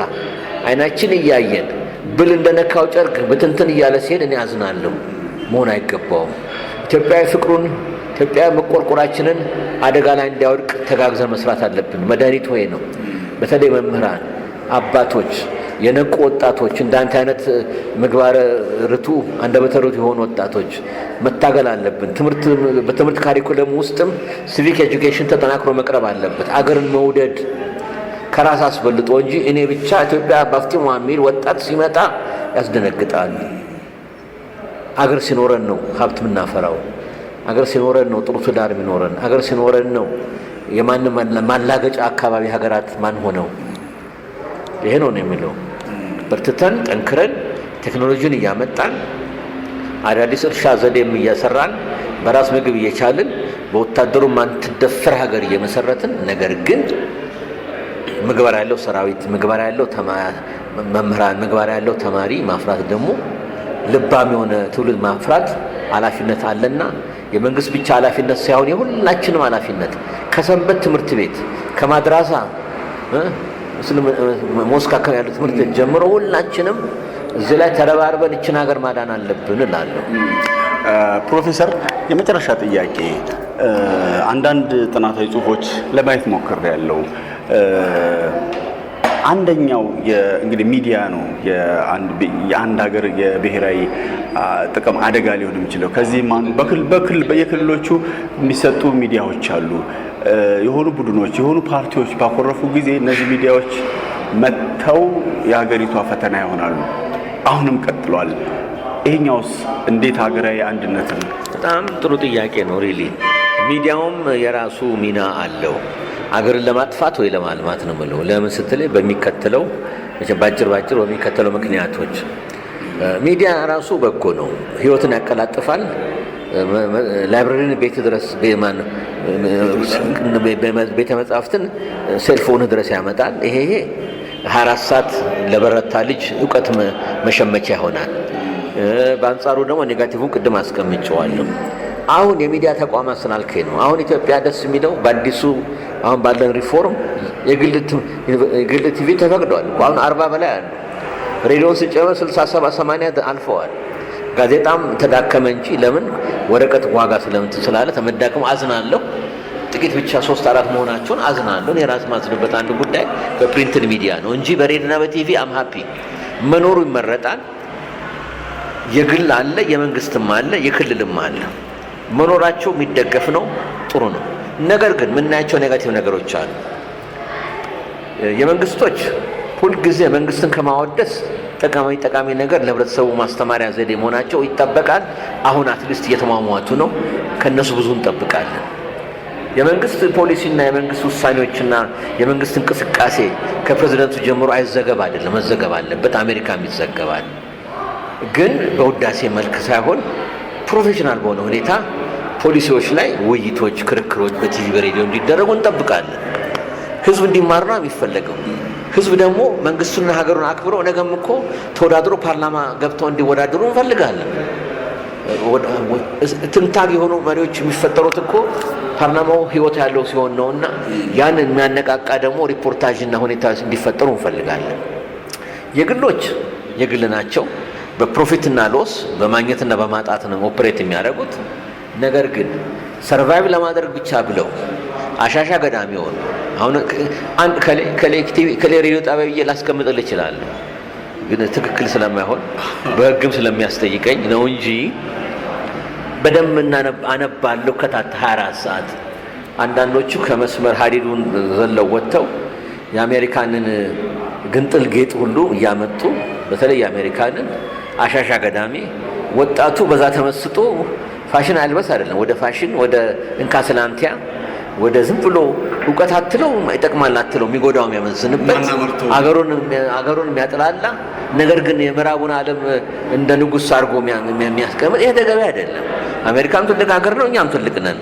እነሱ እንከራከርበት። እነሱም ጥሩ አላቸው፣ መጥፎ ነገርም አላቸው። እኛም መጥፎ ነገሩን መዘገብ ቲቪ መቅረብ የለበትም፣ ግን ጠንካራውን ደግሞ ኮምፕሮማይዝ እያደረግን መሄድ የለብንም። ምንና ገና ለገና የግል ቴሌቪዥን ሰርቫይቭ ያደርጋል በሚል ጉዳት ላይ መድረሳችን አዝናለሁና ባለው አዋጅና ሕግ መሰረት ራሳቸው ማስተካከል አለባቸው ባይ ነኝ። ጥሩ ፕሮግራሞች የወጣቱን አእምሮ የሚያንጽ ሁሉም ቄስ ይሁን ሁሉም ማድራሳ ይሁን ማለት አይደለም። ግን ራሱ ክሬቲቭ ሆኖ ኢኖቬቲቭ ሆኖ ስንት ፕሮግራም እኮ ዲዛይን ማድረግ ይቻላል። ቢዝነስ ስራ መፍጠር ላይ ራስ ሰልፍ ኮንፊደንስ ቢልድ አፕ ማድረግ፣ ሊደርሺፕን ማጠናከር፣ እርሻ ፕሮግራሞች፣ ስፖርት ወደ ኋላ አልቀረንም። እንዲያውም ቁጭት ነው መሰለኝ ስለ ማንቸስተር ዩናይትድ ስለ ሊቨርፑል እያለ እኛ ሰው ይዘረዝራል ከሚገባው በላይ። እሰይ በነገራችን ላይ ግን እንደው ትንሽ አልበዛም? የኛዎችንም ትንሽ እንደው ቢቀላቅሏቸው ደስ ይለኛል። እንደው ዘኑላቸው። የኛ ትውልድ እንደው ስፖርት ሜዳ ስላልነበረው አሁን በየሰፈሩ እያየን ነው። እሱን ቢዘግቡ ምን አለበት? ጥሩ ነገር እና ባላንስ ይጠበቅ ነው ቢደረግ እና የግሎቹ መኖር አለባቸው ይፈለጋሉ። ግን የግሎቹ ደግሞ አደጋው ምንድነው? ኔጋቲቭ ላይ እንዳያተኩሩ፣ በኔጋቲቭ ተስበው ገና ለገና ሰርቫይቭ ለማድረግ በሚለው እንዳይሄዱ ጥሪ ያቀርባለሁ። እንደገናም ደግሞ እኔ ያን ነገር ለንግዱ ህብረተሰብም ቅሬታ አለኝ። ንግዱ ህብረተሰብ ስል ኩባንያዎች አሉ፣ ትላልቅ እያደጉ መጥተዋል። ባንኮች በየአይነቱ አሉ፣ የግሎች መንግስት ላይ ብቻ አይደለም። እባካችሁ ለግሎችም እዘኑላቸው፣ ወርወር አድርጉላቸው፣ ስራ ስጧቸው። ሪሊ ስራ ስጧቸው።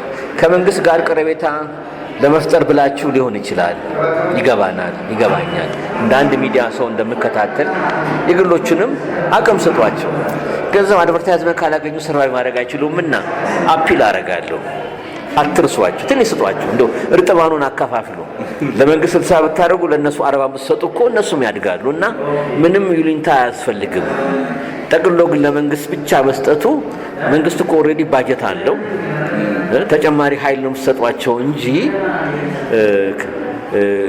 ገና የኮሰመነም አለና እነሱም ብታስቡ ጥሩ ነው። ሀሳብ የምሰጠው እንጂ በገንዘባቸው የፈለጉት ማድረግ መብታቸው ነው። እኔ ምንም እዛ ውስጥ ሚና የለኝም። ግን ሌላ ሀገር እኮ አሁን ጀርመን ምን በደንብ ሁለቱን ባላንስ እያደረጉ ህብረተሰቡ ይሰጣል፣ ያግዛል። ያ ሲደረግ የግሎችም ሳንቲም ሲያባረሩ ሳይጨነቁ ሰርቫይቭ አድርገው ጥሩ ፕሮግራም እንዲያመጡልን ነው። በነገራችን አመት ተኩል ሞክሬዋለሁ። አንድ የግል ቴሌቪዥን ጣቢያ ሲኢኦ ኤግዚኪዩቲቭ ኦፊሰር ሆኜ ገብቼ ፕራክቲሽነር ሆኜ ሞክሬውን አይቼዋለሁ። ምን ያህል ቻሌንጅ ውስጥ እንዳሉ በምን ድክመታቸው እያንዳንዱ የግልም የመንግስትም ጥንካሬያቸው ምንድን ነው የሚለውን በዝርዝር የማየት እድል from the theoretical point of view ስለነበረኝ from the practical point of view የማየት እድል ስላለ አሁን የማነሳው ዝም ብሎ አየር ባየር ሳይሆን ከጭብጥ ካየሁት እኔ ምራን የማደርገው ቲቪ ጣቢያ ምን ያህል ይቸገር እንደነበረ። ምክንያቱም ሳተላይት ላይ አየር ላይ ወጥቶ ራሱ ስንት $100,000 የሚያስከፍል ጉዳይ እንደሆነ አውቀዋለሁ፣ አይቼዋለሁና ምን ያህል ተቸግረው ጥሩ የምንላቸው አንዳንዶቹ የግሎች ሲዘጉና ሲሞቱ ሊትራሊ ሲሞቱ ስላየን ከዛ ተነስቼ ነው። እና ሚዲያውን በተመለከተ አንድ አስፈላጊ ነው ኮንክሉስ አደረግ፣ ሁለት ኃላፊነት አለባቸው። ሚዛናዊ እንዲሆኑ ጠብቃለሁ። የመንግስትም የግሎችም ፕሮፌሽናል እንዲሆኑ ጠብቃለሁ። የመንግስትም የግሎችም ኃላፊነት ለህብረተሰቡ እንዳላቸው አምናለሁ። በዚህ መንፈስ ሁሉም ቀጥ ብሎ ስራውን መስራት ማለት ጭራውን ቆልፎ ብቻ ሳይሆን ከህጉ ሳይወጣ ከሀዲሩ ሳይወጣ እንካ ስላንቲያ ሳይሆን ህዝብና ሃይማኖትን የሚያጋጭ ጉዳዮች ላይ ተጠንቅቆ ክብረ ነክ ነገሮች ላይ ተጠንቅቆ ያስከስሳልና መብታቸውን ተጠቅመው ሚዛናዊ ሆነው ከሰሩ እቺ ሀገር ትተኮሳለች። ለምን ነው ብለው ወደ አንተ ሲመልሰው ሚዲያ is a powerful instrument እና weapon። ሁሉም ትክክሉን ቢሰራ የነቃ ኮንሺየስ የሆነ በጣም ከፍ ያለ ደረጃ የሚደርስ ህብረተሰብ፣ ወጣት ትውልድ፣ አዋቂ ትውልድ ሁሉን እንፈጥራለንና ለምሳሌ አስበው ሚዲያ ምርጫ ዓመት ሲመጣ ማን ነው መረጃ የሚሰጥ? የግልም የመንግስት ነው። ካንዲዴቶቹ መድረክ ያስፈልጋቸዋል። ራሳቸውንና አጀንዳቸውን ለህብረተሰብ ለማስተዋወቅ እኩል ኤር ታይም የተሰጠ ከጠብቃለሁ። በተለይ ዘንድሮ 2018 የምርጫ ዓመት ነውና የመንግስትም አሁንም አድሎ ሳይፈጸም ሚዛናዊ ሆነው የግሎችም ሳይፈሩ በህጉ በሚሰጣቸው እነሱም ለፈለጉት ፓርቲ ሳይሆን በነገራችን ላይ ሁሉም እንግዲህ ትንሽ ሶፍት ስፖት ይኖረዋል። ለፈለጉት ፓርቲ ሳይሆን ለሁሉም ፓርቲ ኢቭን ቢያቀርህም አንዳንዱ ፓርቲ የሚናገረውና የቆመበት ዓላማ የሚዲያ የግል መንግስት ኃላፊነት አለባቸውና ኢኳል ታይም ኢኳል ኤር ታይም እየሰጡ ተግባራቸውን ኃላፊነታቸውን እንዲወጡና ኢትዮጵያን እንዲያሳድጉ በአክብሮት ጥሪ ያቀርባለሁ። ይሄን ነው እንግዲህ የኔ አስተያየት። ፕሮፌሰር ብሩክ አብረን በዚህ ካፌ ውስጥ ቀደም አድማጮቻችን ይቅርታ ጠይቀናል። ለነበረን ቆይታ ጊዜዎትን ሰውተው በጠባቡ ሰዓት ተገናኝተናል። በልጆቻችን ኢትዮጵያ ስም ከልብ አመሰግናለሁ። እኔም ለተሰጠኝ እድል አመሰግናለሁ። I wish you all success in your program። እንግዲህ እኔም ካሁን በኋላ በደንብ አዳምጣለሁ ቃል ገባለሁ። ቴንክ ዩ